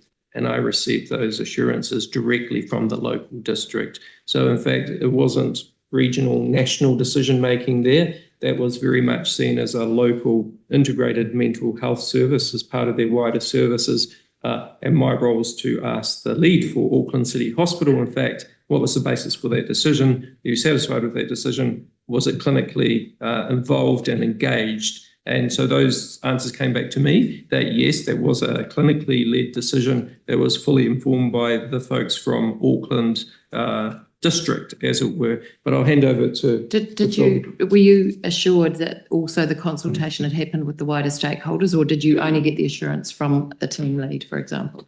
No, I seek assurance around making sure due process has occurred as well. And that means, they went through a consultation process, getting the feedback from that consultation process, and then making sure that that feedback was considered along with the clinical imperatives that they were trying to address, which I understand. And again, this is an example, in fact, even in the current system, a very local decision being made, that there was relatively low volumes of clients going through that service, accepting that it was those people were very much viewed that as a very good service for them. But the team was of the view they could get more mental health from using that resource in another way. And it's important from my perspective, that's what I rely, that they make those very good clinical judgments and they've listened to the feedback before they make a decision. Although the media reported that the system was set up so they couldn't take higher volumes, and they also had an alternative business plan, which did not seem to be considered in the decision to close. So I'm wondering, in the new system, will those broader considerations be taken into account that could potentially lead to a different outcome? Look, just to reinforce Dr. Connolly and Dr. Bramley's comments, this was a local decision. It was a clinical decision. The clinical clinicians and clinical leaders in consultation with those that are using the services and the staff. And I can't comment around what played out in the media, but the clinical decision was that for the small group, the interventions that they were receiving at Seeger House would be better applied in their community by the community teams, and particularly around DBT, dialectical behavioural therapy, and community settings with those supports. In addition, the resource that was previously applied to Seeger House was then put out to the districts to pick up responsibility for delivering the services, the replacement services, and there were strong transition plans for those affected people and their families to transition to the community. Just have a quick follow-up from Ingrid on that, and it's around clinical leaders involved in decision-making. How does this play out in practice, and to what extent is clinical advice incorporated into Health New Zealand's plans and budgets and priorities? So we'll bring Richard Sullivan, our Chief Clinical Officer, up, and this is in an area in the current environment before we, complete devolution in June. We have very active clinical engagement around, of course, the executive, and any decisions that are made have full clinical participation. We're very fortunate in, as we have established the executive team, that we have more clinicians on the executive team than we've had previously. So the clinical voice at that table and decision-making is now very strong. And in our governance forums too, we have several clinically qualified people. So at that governance level, we have strength there. In terms of the networks, Dr. Sullivan has worked to establish 13 clinical networks. Those clinical networks are now engaging with the executive directly, so we can hear their recommendations and how they might see clinical practice improving. So again, I think that is a new strength where we can pull on the whole clinical network of the country to give us advice straight into the decision-making of the executive and the board. And as we move into a devolution environment, what we're going to be doing very shortly is making sure that our local clinical leaders who already have, I mean, the reality is in the local hospital, the chief nurse and chief medical officer, chief allied health, and all of their senior staff are very much engaged in the running of those businesses and running of the clinical services, how we can strengthen that further in terms of our budget development, our production planning, right from that grassroots up level. But hand over to Richard. Yeah, it's a great question and potentially quite a long answer, so I'll try and be succinct because I think Dale sort of set the scene, when Health New Zealand came into creation, I guess, the role I hold was sort of established across the whole of clinical leadership. So I think it's important to recognise that was trying to elevate the view of midwifery, nursing, allied health, scientific, technical, so everyone in a clinical leadership role. One of the things we did initially from a kind of a national and then regional level was say, well, what does that look like and how do we kind of create that environment? And so you may recall we went through a review of the clinical leadership and then we've established and have appointed across the whole country district clinical leaders, including new roles of local district midwives. So most of the midwifery leadership roles initially were wrapped up in nursing roles. So we separated that out because we saw there's a really important space to invest. As part of that, which links to the sort of the start of the devolution conversation, was what does regional leadership look like? And so we have what we call a portfolio model. So a local district clinical leader may hold a regional portfolio that may be as a chief nurse or as a chief doctor, or it could be around workforce or around other components to try and engage within the ERD model. And we've got a very live conversation right now, which is what Dale's alluded to, around what does local leadership look like at a ward, at a service, and at a GDO district level. And we have quite a variation in how that plays out at the moment. So we're really trying to drive forward what does a framework around partnership look like. So, if you've got a service manager or a GDO that runs a local hospital, how are they partnered by their chief doctor, nurse, allied health, midwifery, etc. Look, that's very much in an evolution phase at the moment. So we're in conversations around how do you make that work. It links to the delegation conversation as well. So who gets the authority to make those financial decisions? In a previous life, I had the pleasure of running the Northern Region Cancer Service, and I had the delegated authority around the budgets, the FTE, etc., in that role, and then subsequent movement to surgery. So we've seen that success in the system, but we've got a lot of variations, I say, where we are. So there's a pathway to go. And then probably the last point around the networks, as Dale said, that we're starting to see the benefits of networks start to play out now. It took some time to get them evolved and to work out where they sit in the system and how to give advice. Dr. Connolly gave the example of the iHealth network. We've seen that the same in radiology. We're starting to see that in cardiology, trauma. So we're starting to get that advice. But we've still got the connection between the network and the region and the district to strengthen. So there's still some work to do in that space. Thank you for your responses there, Dr. Verrill. Is it correct that the clinical networks were announced on the 11th of June 2023? The concept of the networks? Yeah. I can't recall the exact date, but it was a long time ago, yes. I can. Relatively speaking. True. And given that our government announced those networks, can you explain why they're now linked to this devolution concept and how? So what's changed? Because the networks seem to me to be independent of that, and always a link between the national and the local. Wasn't suggesting that at all, and sorry if it came across that way. No, they're more strength of the so that when the networks were set up, they were set up as national structures, but what we didn't have is a link to a region. So you had a national network, but how does a national network connect with a region? How does a national network connect with a district?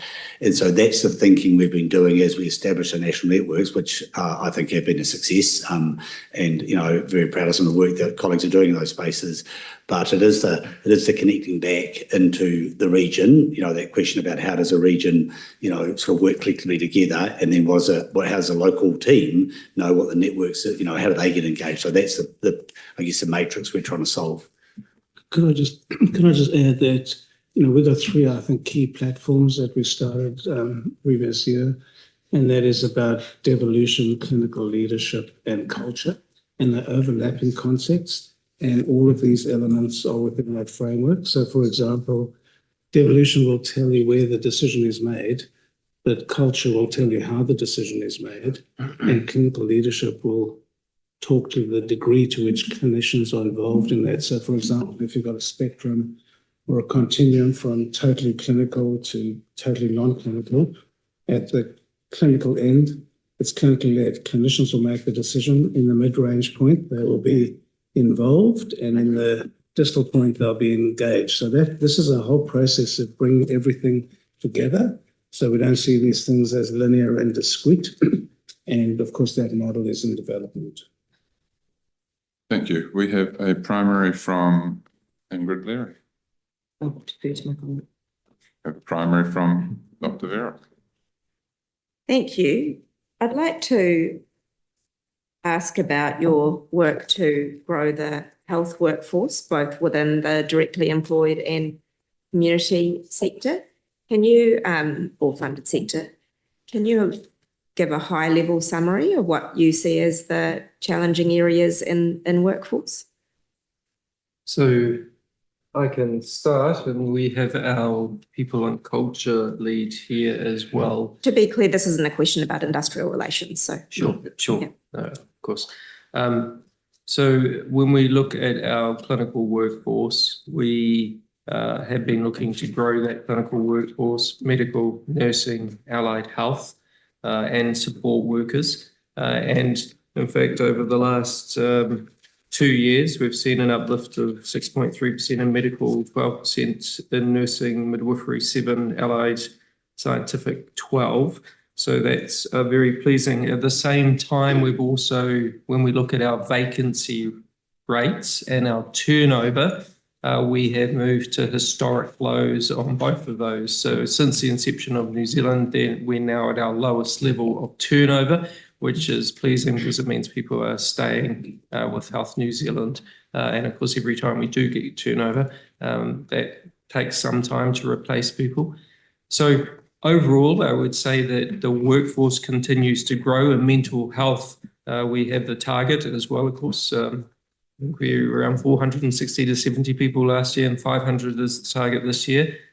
Unless I'm mistaken, I ask Phil Grady about that regularly. We're very close to the 500 number. So we have targets in specific areas, and then in primary care, and we have our funder lead here too. We have looking for significant growth both in medical students and placements into GP and GP training programs, nurse practitioners, another 100 there, and also nursing positions into primary and community services. We've just announced the 1,800 nursing grads last week. So we're looking to grow our medical workforce within the resources that we have available to us. Now, that doesn't mean that we don't absolutely have some more difficult areas to recruit to, and we have absolutely been experiencing that. So some areas in mental health, psychiatry, intensive care have been difficult. So we can have them in specific subspecialties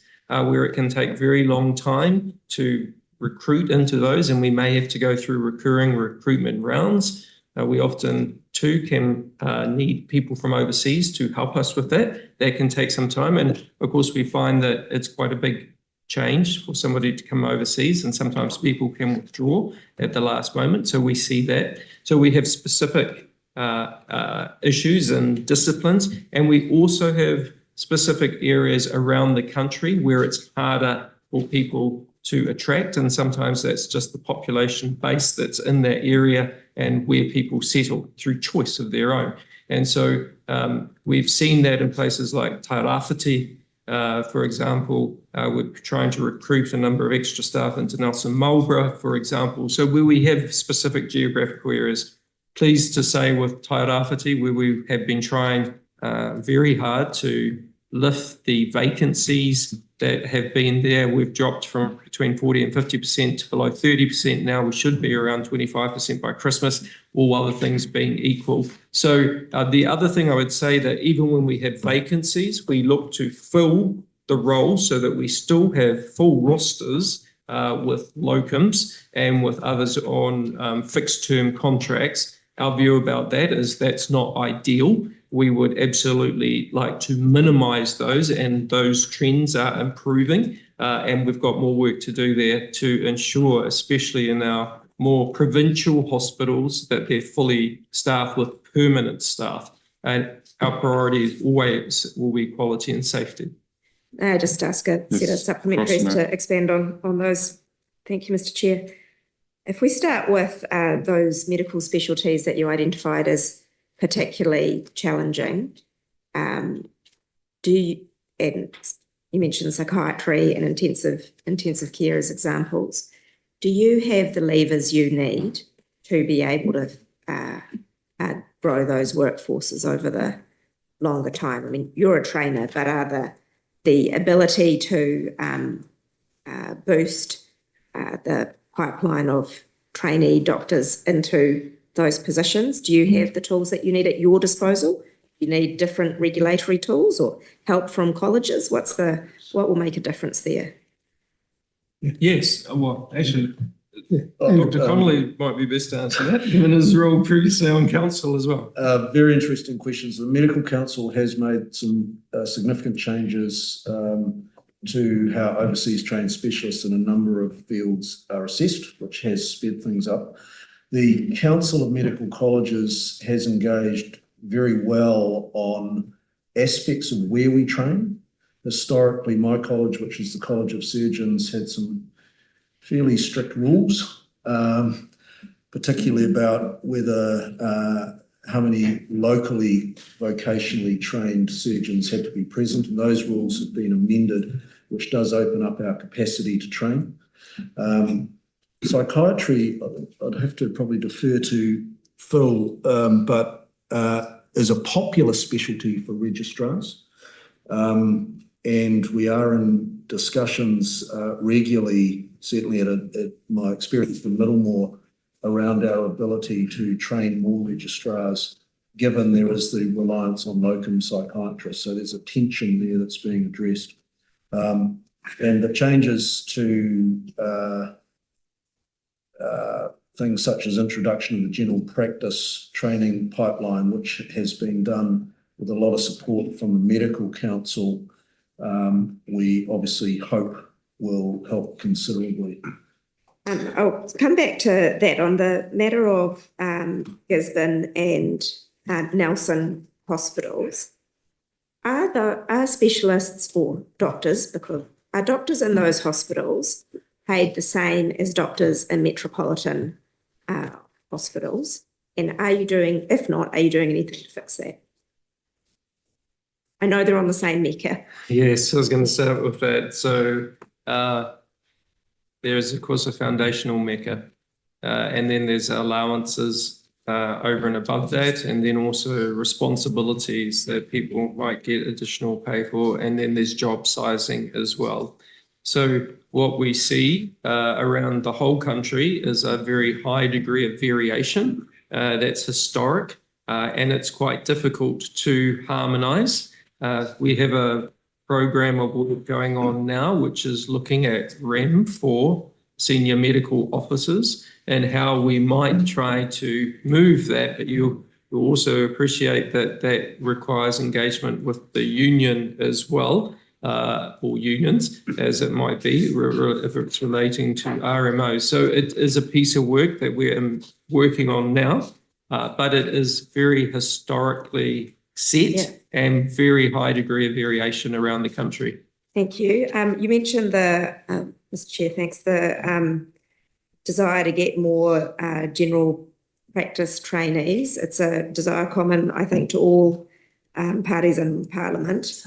In 2022, Andrew Little announced 300 GP training places, and yet those places are funded but not filled.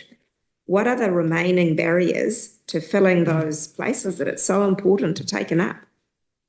So we would completely agree with that. So the more registrars we can get into the training program and to effectively support them to become vocationally registered general practitioners, Health New Zealand very supportive of anything that we can do there. We're looking at the moment training programs for PGY1s and PGY2s to put them into give them much more exposure to primary care in the hope that they will then go on into those registrar training programs and become vocationally registered.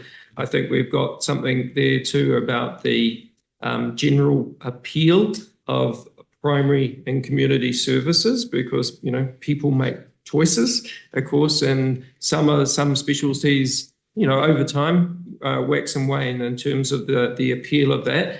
Part of our role too is to try and make primary care more appealing, and hence, you know, the idea that we need to keep boosting very much the funding that we are putting into primary care, making sure that it's sustainable in primary care, and giving people, more junior medical staff, more exposure to primary care with mentoring, so it's a more attractive specialty. So we're very much focused on all of that as well, and then working with primary care and primary care leaders around how we can do exactly as you've described.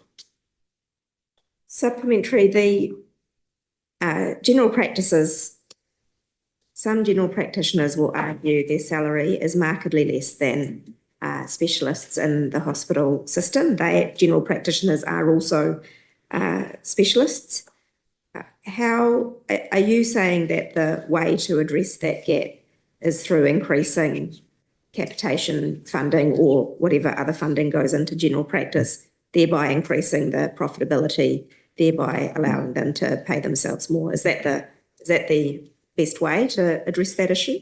No, but I think it is absolutely one factor and a hygiene factor that you could say for them. The other thing is the appeal of the clinical specialty, the ability for them to potentially do subspecialisation, and we're seeing more of that. You know, people might take an interest in skin lesions or urgent care, or creating other opportunities to extend scopes of practice for them, and us being supportive of that. So I think that's also very much about that. The other thing is, I think, the relationship and culture that exists, and I think Health New Zealand has a role to play in this, between the local general practice and the hospital.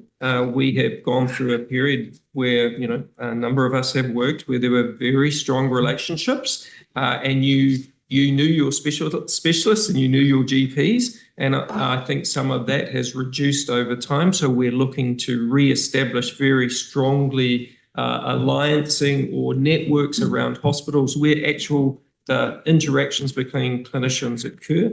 And then so I think we've got a role to play in that, to sort of improve that dialogue and culture across the medical workforce, so that we can be seen as very much working as an integrated system. I think all of those things come to job satisfaction as well as workload issues. So, you know, I absolutely think it's multifactorial. Final question. The increased number of medical students will result in new graduates in 2029 from the funding announced in 2023, and further increases thereafter.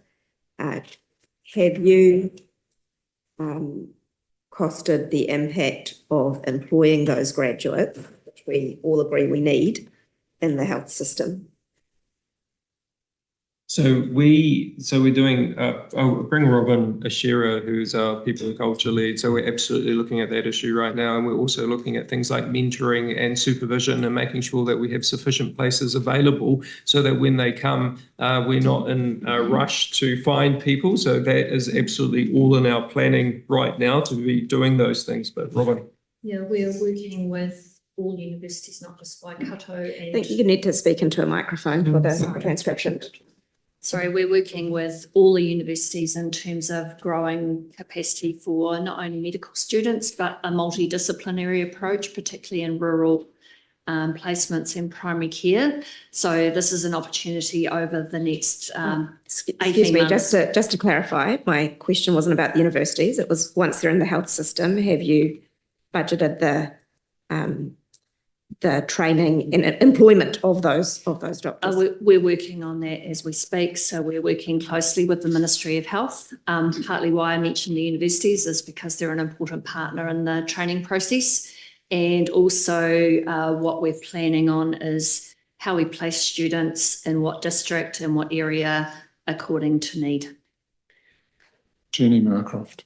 Thank you. And just really following on this train of thought, in terms of the rural program, I think year 6 in Otago has about 300 students, 34 are in the rural program.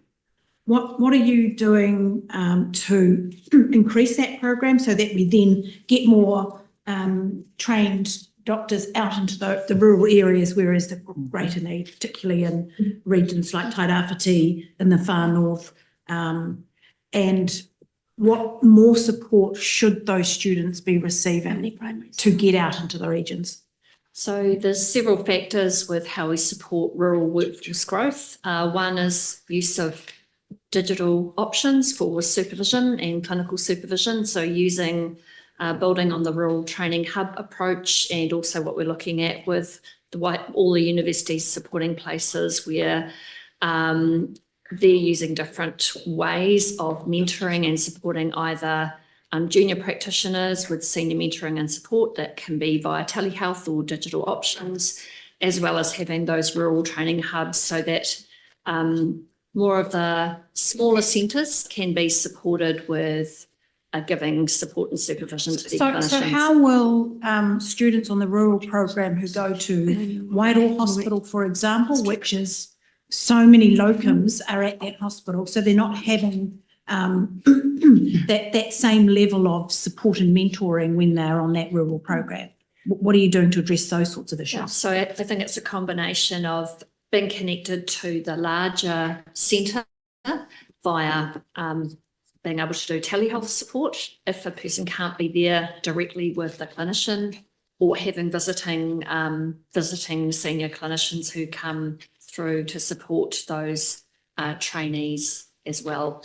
Richard might want to. Sorry, Richard. I was going to say just a couple of comments because this is a topic close to my heart. So we're doing quite a lot of work, I think Rural Inc., if I can put it that way, because I guess my observation or our observation would be that over the years, medicine's become super specialised, almost to the little finger doctor. And so the rural, care and the rural access for our communities has really struggled. So we've been working with the colleges, the college physicians is looking at a rural model. The College of GPs obviously has a rural model. And then there's a college called ACRIM, which is a sort of a rural-based specialism with obstetrics and anaesthetics. So you're not a obstetrician, you're not an anaesthetist, but you're a rural specialist who's got expertise in these areas.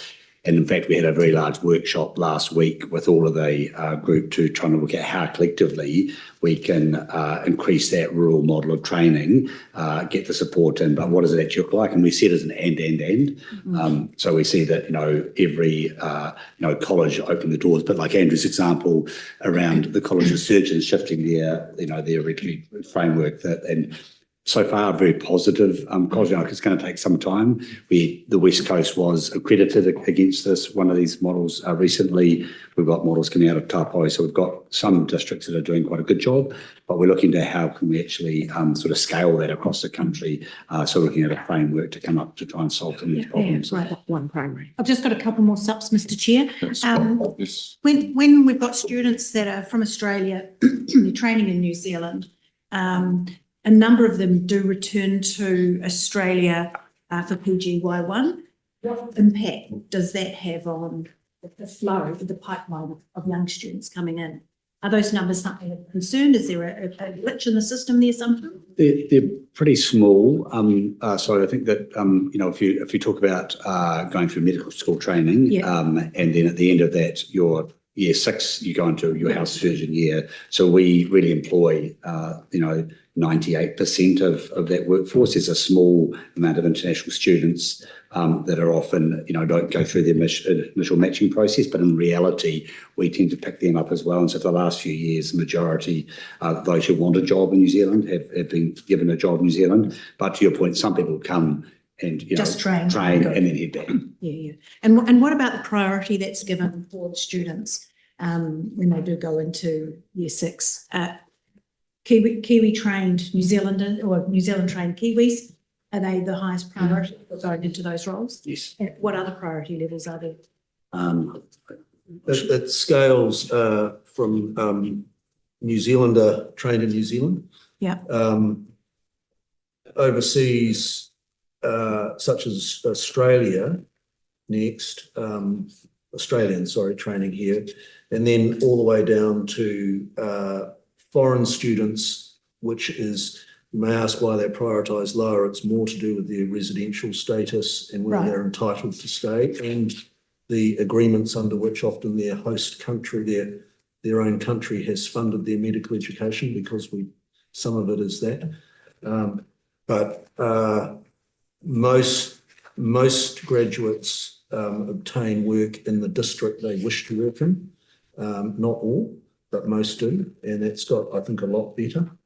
And we have seen, for instance, again at counties, a lot of students returning because they've grown up in the South Auckland area. So that those ties are appreciated. And if I may, just in response to Dr. Verrill's question, one other change to try and improve general practice retention of the registrars has been a change in the funding, which used to be very heavily in the first year. For some reason, it's now been altered, which I think it's a little early to know the outcome of that, but we hope that retains more. And for the medical students who are in rural locations, I think I'm correct in saying they link into their university education program with their peers who are, say, doing their clinical attachments in bigger centres. So there's quite a lot of support, but we would not have students unsupervised.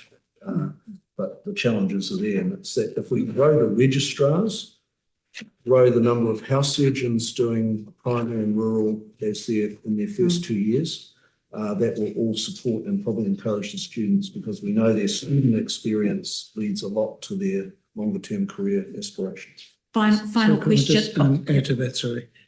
Just in terms of your question, if you have a look, for example, there's the ACE nurse matching system where the nurses get matched to roles.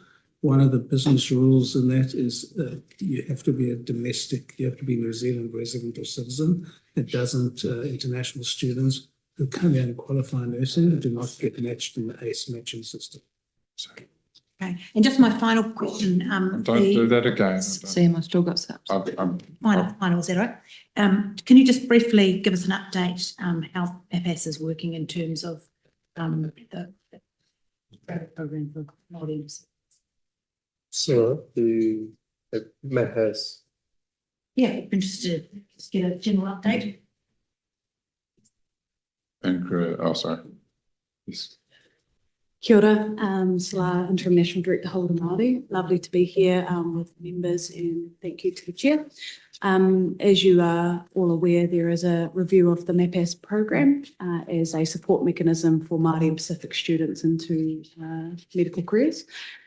There has been, and that's a program led by the ministry, so I won't speak on the findings of that. It is still going through its process, but what I am aware of is that there has been positive findings from that program. All students going through medical practice have to achieve the same benchmarks around their scores in their testing. However, it has demonstrated that we now have an increasing pipeline of Māori and Pacific health practitioners, which of course is a positive, so that we have a workforce that better reflects the patients that we serve in our hospitals and in community. And those graduates are now flowing through into Health New Zealand, which is very pleasing. Wasn't that long ago, there were not many Māori doctors, including myself, but in the last year we had another 34 come into Health New Zealand, and now we're over 540 Māori doctors working with us. The other thing is, if you look at our Māori workforce overall, it's went from about 7.7 to 8.7 in the last year. So we are seeing a very rapid increase, still more to go though. Can I just add, Chair, sorry? Sure. When Dr. Burrell asked a question, what could we do? One of the things we're trying to do to retain and attract people, doctors in particular, is high-tech equipment. So we're working on a program at the moment for a very significant upgrade that we hope to complete by the end of this financial year of our high-tech equipment, because that is really quite important for doctors coming from overseas or doctors who New Zealand is returning. So that's one thing we can do. The other thing, we can improve our facilities, which we're working on, because, for example, in intensive care, you need to meet accreditation standards, and we have some issues. So we're really doing our best to do all of that. So it's many of these things, but we're trying to work on all of those as quickly as we can. Thank you. Mr. Supplementary. Ingrid Leary. It'll come as no surprise that the experience of the workforce on the ground is that they are feeling burned out. We've got record numbers of people, New Zealanders, going to Australia, 73,000 people over the last year. And we're hearing your numbers about safe staffing and the quality assurance. But it's not helpful when the numbers don't match, because I have an answer from Minister Brown that says that the Dunedin Hospital Emergency Department is short of 8.4 full-time equivalents. When I look at the Data Council number, that is 16.75 full-time equivalents that are missing. And that is a number that you have contracted as part of your contract for services. There was also an assurance from Minister Brown that where there are gaps, that there would be recruitment, and we looked and there was no recruitment happening for those gaps, even though the Minister admitted that there was one area of short staffing. I'm raising this because the reality on the ground is very different for the workforce, because their numbers are different. Why aren't you recruiting on the ground? And how is it that when you've contracted for these safe staffing levels, we're getting answers from the Minister's office, which would have come from advisors that are wildly different from the numbers that have been agreed to contractually with the NZNO?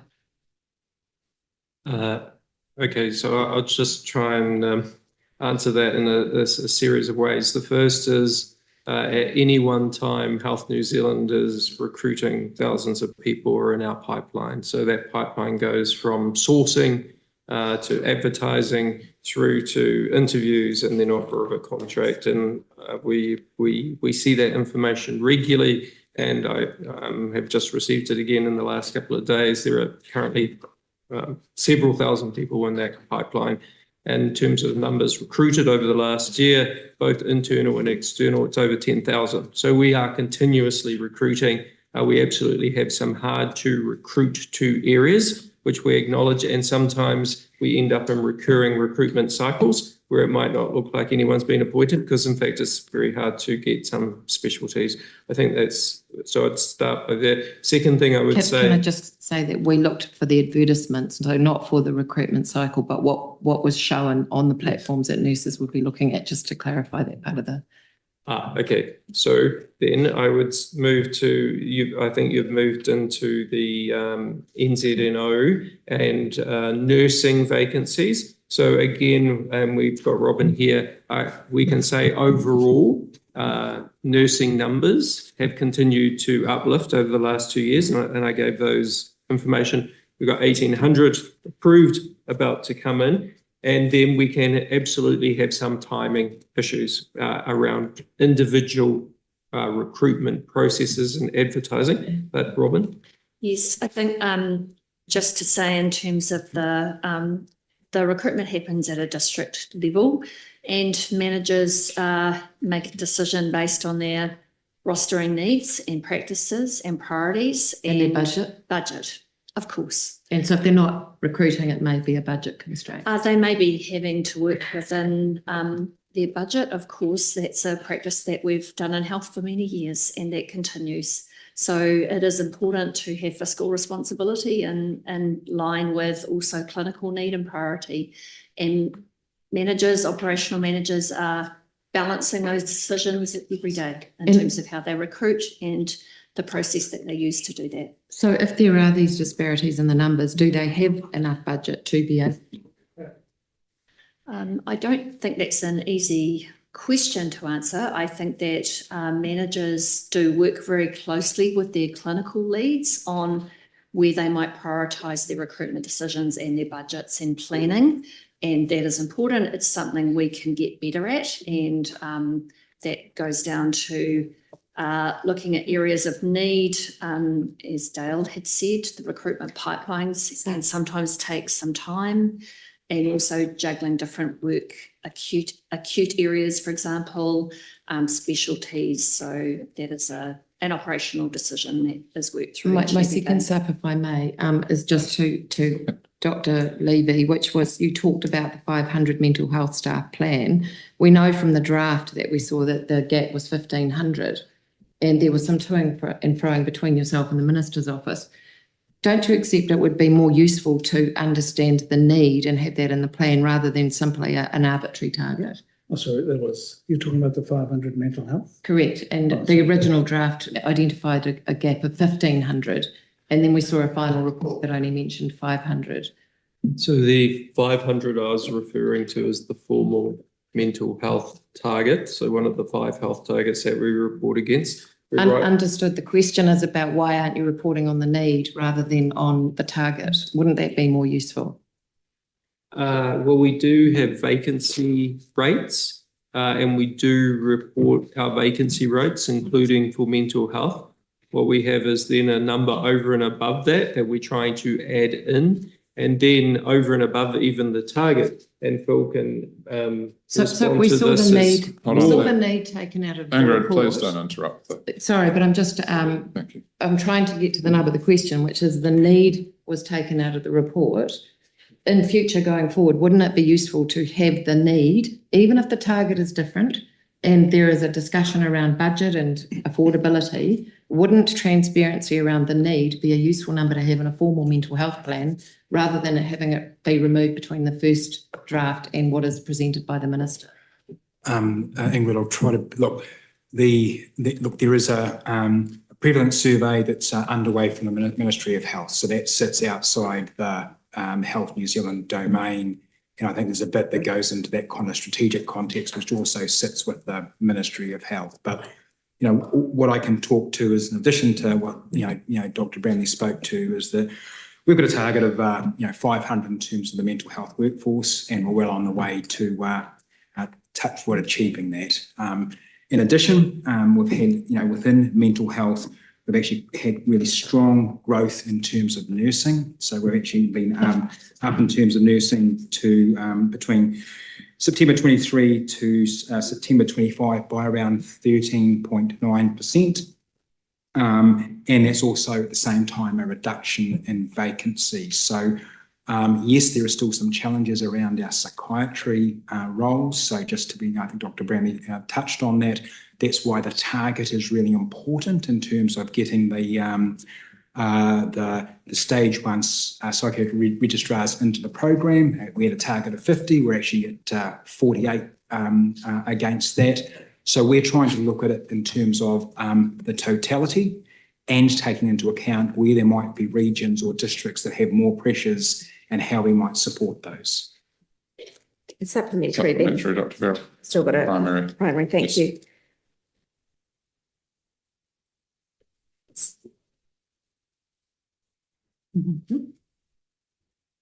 Let's just move on to the primary. Primary, Dr. Birrell. I had a supplementary on that, if that was all right. Yeah, go for it. You did, go, yes. Thank you so much. We've been talking about the pressures that the workforce is facing and some of the solutions like training and recruitment. With strike actions happening for different staffing groups across the country, what I'm really interested in is how the staff are actually doing. So what are the key indicators of the well-being of the staff? And I know that you did have that staff engagement survey. Could you provide an overview on that and also some of the issues identified and the initiatives that you're working on to support staff to have safe staffing and to ensure that they, have good quality of life? So thank you for the question, and it goes sort of to the heart of culture and culture work. I mean, and when we have industrial action, I think it's very difficult for everybody involved. So I want to acknowledge that on behalf of the people who are taking industrial action, and then the people who are trying to organise services without some of their colleagues there. It's a very difficult situation, and that absolutely impacts on culture. And we're concerned about that and wanting to settle these things as soon and as fast as we can. I think then on the culture front, we have a series of programs trying to develop, including leadership development programs and giving people opportunities for leadership and development programs. We also have work going on underway around compassion and care and how people essentially need to reconnect to the very reason why most people entered healthcare, which is to care for people and give people the opportunity to be able to express that, and also to, if they've got concerns, be able to escalate that as well. So we have, speaking up programs so people are able to voice those concerns. There's expectations too around leadership and that people are on the floor regularly and listening to staff and trying to engage and improve their situation. And I would say that we have thousands of managers at that level who are very much engaged with the welfare of their teams and staff clinically as well. There's absolutely more work to be done on all of those fronts, but by and large, and I try myself to get to the front line and to hear directly from people, to hear their concerns. And I would acknowledge there's absolutely some difficulties at times and places. We were talking about the emergency department, and we've seen a very significant pressure on the emergency department. In fact, the volumes are rising around 4 to 5% a year. That is way more than what we would have expected from population growth. So we try to respond to those things with a program of work, which also includes increasing workforce, but also going in there looking at how can we make the ED environments better. Then we have things even like our facilities as well. So how can we invest in facilities to make sure the environment is a nicer environment, a more modern environment, clinical equipment, all of the things that actually matter to how clinicians practice. We've got work programs on. The final thing I'd say is innovation and technology has a significant opportunity to help staff as well. I've never seen something spread so quickly in terms of innovation, but we've put these things called these AI scribes into the hands of our emergency department clinicians. We've already gone over 1,100 of them using it in more than 20 emergency departments.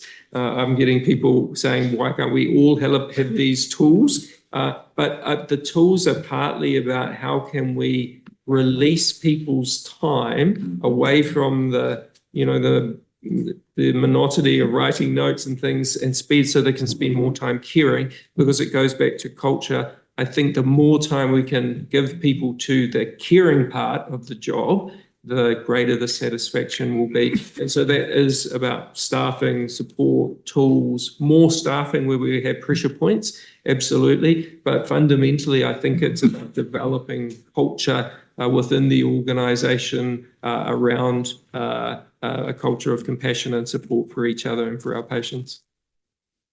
supplementary on that? We've got a, I'll let Very Jenny quick, go. very quick. And it's a bit of a cheeky question really, because Dr. Bramley, you were known for being, and you alluded, you try to get back out on the wards, but in terms of raising the morale of clinical staff in hospital in particular, you always were out on the wards. You were known for that. In fact, you had a reputation for it because I was told at times you're always there. I'm just interested to know out of the leadership here, how often are you out on the wards raising morale just by being there? I try if I can.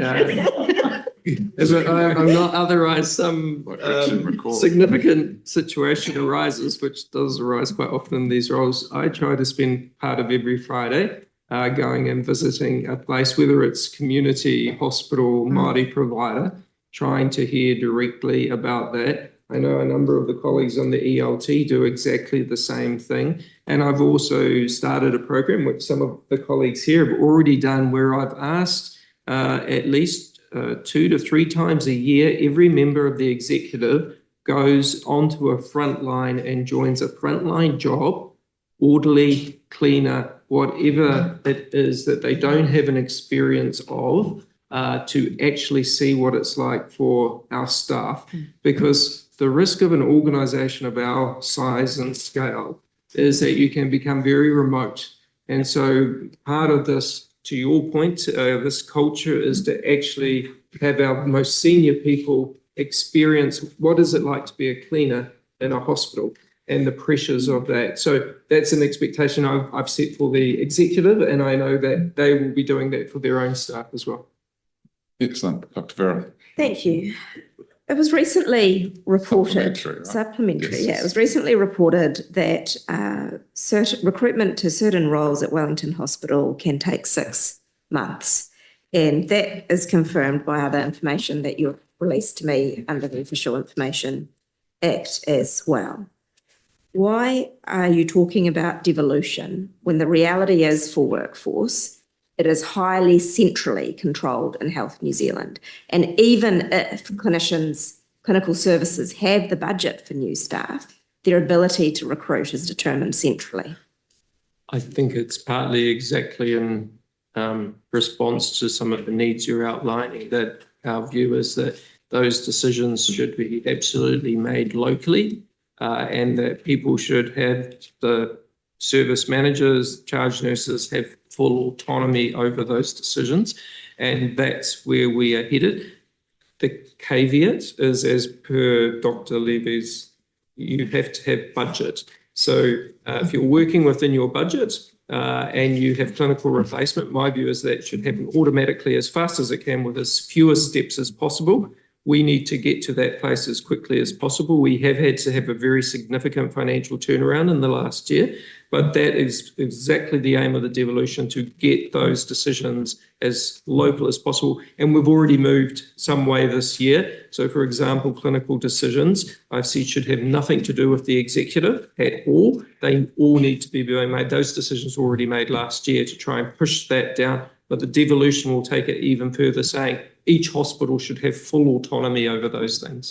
This devolution is a solution to a problem created by your executive, where you centralised the hiring of staff in the last year.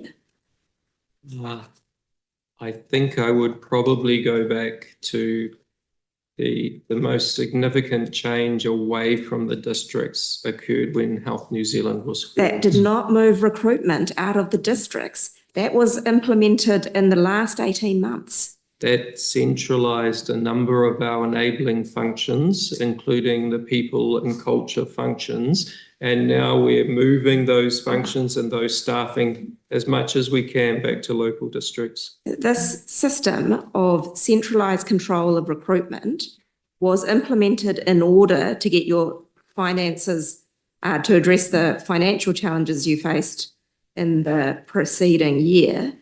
And that is all being done to solve a problem created while you've been in role. I think there is a very strong expectation that Health New Zealand will live within the budget. Yes, no one's disagreeing with that. But it seems like this entire narrative around devolution either does not exist, because you earlier in this session confirmed that nothing is changing in the way hospital wards are, hospital budgets are being run. And then secondly, the solutions to problems that have been created under this government. Well, I would respond by saying that the DHBs were disestablished and we came with a merger to Health New Zealand, and with that merger, enabling services, which include people and culture, were absolutely centralised into a single national Recruitment service. decisions were not. We're now devolving that Do back. you Hold centralise on, them? Dr. Verrill, please, let's not jump in on the sea while he's trying to answer your question. And then I would also say, in terms of living within our means, we have absolutely been trying to turn that round, but at the same time, move resources as much as we can to the front line. And we are able to definitively say we have lifted the clinical workforce in every, I shouldn't say every because there will always be an exception, but if we look at doctors, nurses and allied health, we have lifted the numbers of the clinical workforce, and we are continuing to invest within the resources that we have available to us. Dr. Bramley, may I ask how many people you have lifted the frontline clinical workforce by? Yes.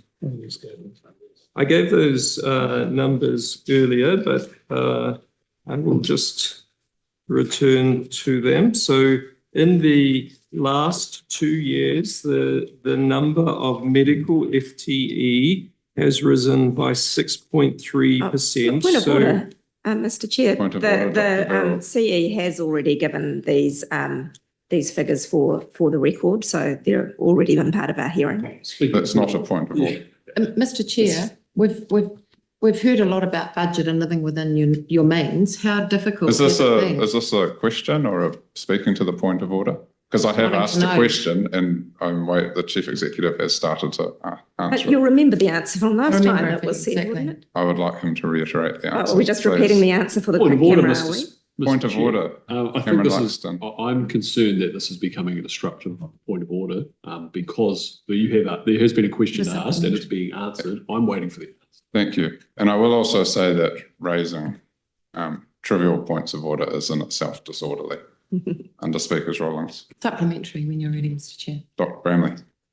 Thank you. So over the last 2 years, we've seen a 6.3% increase in the medical workforce, 12.7% for the nursing workforce, for midwifery 7.1%, and allied and scientific 12.9%. So across all the main clinical disciplines, we have seen an increase, and we are doing more to try and increase those numbers further as we prioritise the clinical frontline. Supplementary. Supplementary, Ingrid Leary. Thank you. We've heard from yourself and also from Dr. Shearer about living within budget and decisions on recruitment being made depending on budget. How difficult has it been to recruit with the current funding that you have been given under this government? We received a $1.37 billion uplift, which is, a very significant budget uplift. I think more than any other government department, Crown entity. We have seen with our recruitment that our turnover rates are decreasing, which is very good. We have not been in that situation for a number of years, and the numbers of our vacancies are coming down as well. So that has all been very good. As we move forward into the next few years, we will try to recruit as many new clinical staff as we can to the front line within the budgets that we have. So why are we still hearing about burnout on the front line, and why do we still have gaps at Dunedin Hospital ED of about 16 full-time nurses? And that story is probably all around New Zealand. Why is what you are saying so disconnected from what we're hearing on the front line?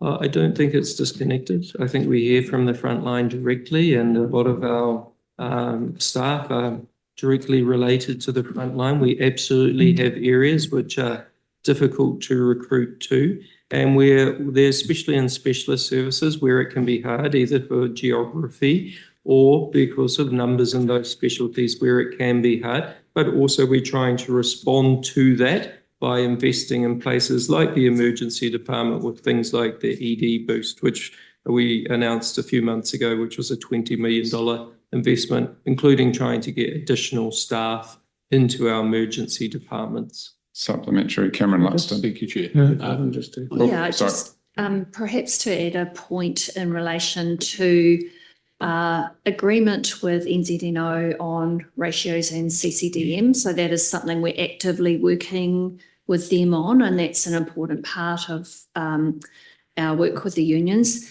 There are, I guess, a combination of issues when we're thinking about how to fill rosters and recruit, and that's a combination of skill mix. And as we emerge different roles and different departments have different needs, that's an ongoing conversation. CCDM has been in place for over 20 years, and so we are looking to refresh how we do that, and we're working actively with the union on that process. Cameron. Thank you. I'm just hoping to explore how devolving to more local groups for hiring and staffing and recruitment, how that's actually functioning in this recruitment phase that you're going through, or how it has contributed to what you've achieved. So in terms of the total numbers of vacancies that we see, we are at a 3 to 4 year low. So that's very pleasing. It means that those vacancies that are there are being filled because, as I said before, that there can be a number of places where it's very hard to recruit to. Those numbers of places are coming down. So, for example, in mental health, our vacancy rates, which have been historically high, they're coming down. So that's happening in a number of places. So that's very pleasing. And as part of devolution, that's very much about local services making those decisions and us trying to enable that as much as we can. So you think that the devolution has been a positive or a negative to filling those spaces? I think it will be a positive, because it's trying to get as much decision making back to local places as possible. I've got a sup from Jenny Marcroft. You talked about retention in that workforce. So previously, a number of years ago, we heard about a lot of, nurses heading off overseas. What can you speak to in terms of the retention of the workforce, the medical workforce? So I have the figures for the annual turnover. So for nursing, when Health New Zealand was formed in 2022, our annual turnover rate was 14.4%. Currently, we're down to 8.2%, so nearly halved. So that's very pleasing. For senior medical officers, it was 6.1 back in 2022. We're at 5.2 now. Some areas such as allied and scientific, because there's a lot of different allied and scientific groupings, some of which can be very hard to recruit to. We were at 15.4, we're down to 10. So in that sense, although people can absolutely feel the pressure of an individual vacancy in a specialty area or in a specific place, we are seeing them decline to now being at historic lows since the creation of Health New Zealand. Sorry, can I just ask for clarification? The 14%, is that total turnover or is that for nurses? The 14.4 was the annual turnover rate in the March year. So that was in 2022, down to 8.2. Now, I would just say if you were a service and you still had a vacancy, you would still very much feel that. But I'm saying it's over time, that level of vacancy and turnover is reducing. With those improved retention rates, quick sup from me.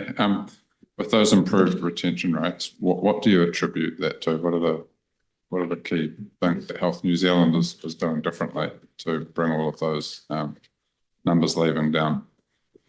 Well, I think it goes back to some of that earlier discussion that, a lot of people who train in health want to be able to deliver good care to their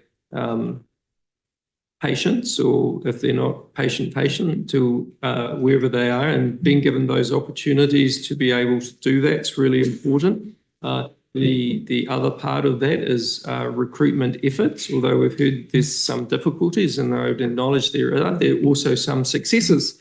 including in places like Tairāwhiti, where we've got it down from 40 to 50 to under 30 now. So we have dedicated focus on specific areas to try and improve where we know we need to improve. I think we've got that. And then I think the bottom line is that a lot of people do want to work in healthcare, and it is, despite its challenges, and an appealing place for people to be able to work.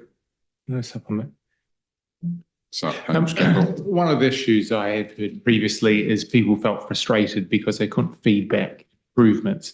Do you think the regional structure will help that to allow the frontline staff to be able to feed back and end up having greater job satisfaction?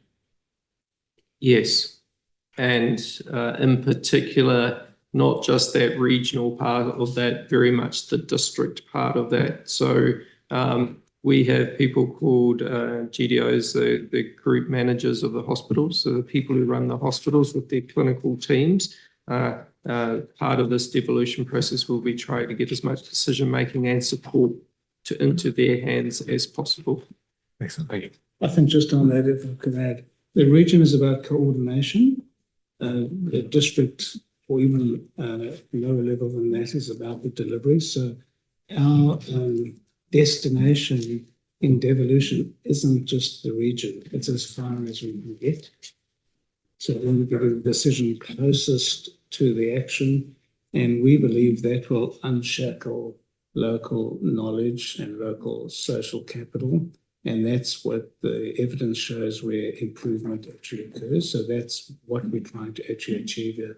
The region is more around the coordination, and we're seeing good results around that. But the GDO is working together to have regional solutions. Primary, Dr. Vera. Thank you. I asked 58 written parliamentary questions to different government departments and Crown entities, and 50 have replied. All of them have a chief financial officer who has a chartered accountant qualification, except for 4, and they're very small entities: the IPCA, the Criminal Cases Review Commission, the Classifications Office, and the Law Commission. Health New Zealand is our largest Crown entity by quite a stretch in terms of the size of its budget. Why is your chief financial officer not a chartered accountant? And what are the risks with that situation? Okay, would you like to come forward?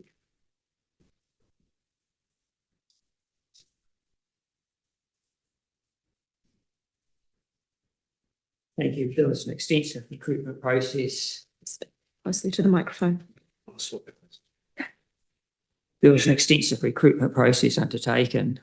There's a wide range of skills that are required for an organisation of our size. And as part of that recruitment process, we had chartered accountants, and we had people like Bevan that were not chartered accountants, but had had very extensive expertise and a long track record of being in a senior CFO leadership of a very large listed company in New Zealand, and had developed a wide range of skills as being part of that CFO of that listed company. Health New Zealand's financial team is made up of a large group of people, right from the chair of the audit committee, the extensive expertise on the audit committee, from professors of accounting, myself, ex-PwC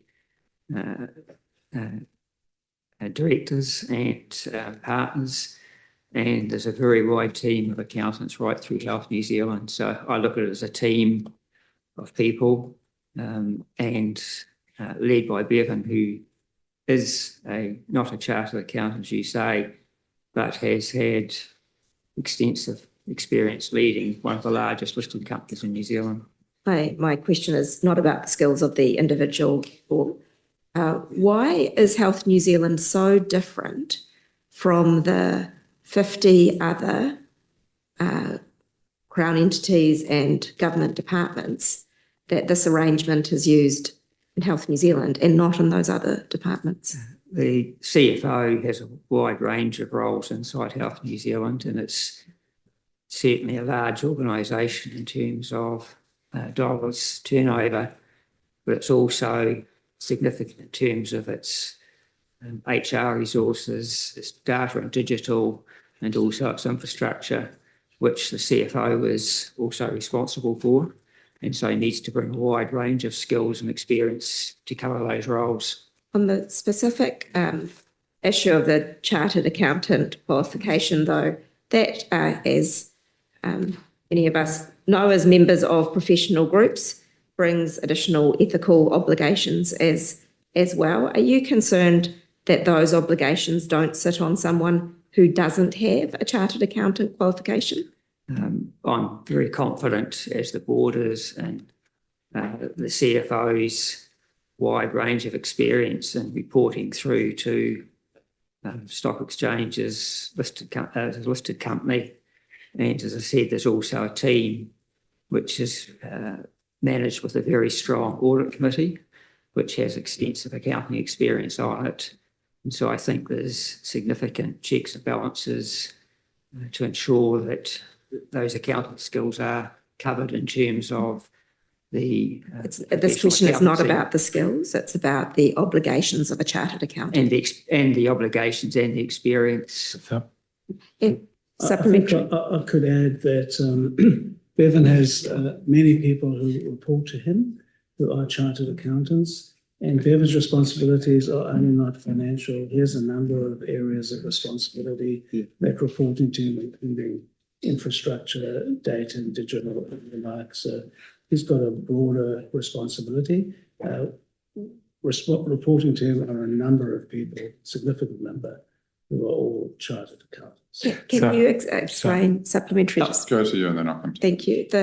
Can you describe the governance arrangements at the time that the decision to appoint a non-chartered accountant to this role was made, i.e. was it the commissioners or the board, and how those people evaluated this issue at the time? Well, the appointment at the time was led by Margie Upper, who was the chief executive at the time, and there was a selection panel put in place, and the selection panel made the appointment. All right, Dr. Campbell. Excellent. The Chief Financial Officer of a very complex organisation like Health New Zealand has a large team that they have to oversee and manage. Can you tell us what the FTE within the financial team?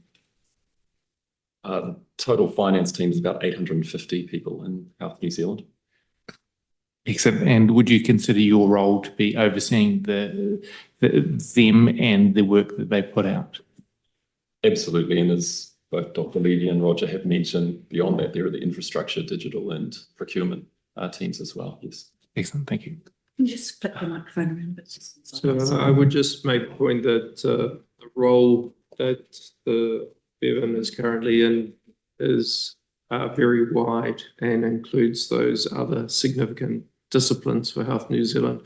Infrastructure, which is a multi-billion-dollar spend, obviously, and also our digital systems as well. And then he has high degrees of expertise in each of those areas reporting to him. In terms of the executive as well, I regard that all members of the executive do and should be held accountable for their actions, and that we have governance and executive committees in place around that for reporting systems, including for finance to our FRAC committee, for finance risk audit committees. And so we try to make sure you have multiple layers of reporting systems and accountability mechanisms within Health New Zealand. Thank you. We've reached 12:45. Means it's time for lunch. So, thank you, everyone. We will suspend until 1:30, and then we will move on to key service areas, performance and challenges. Thank you.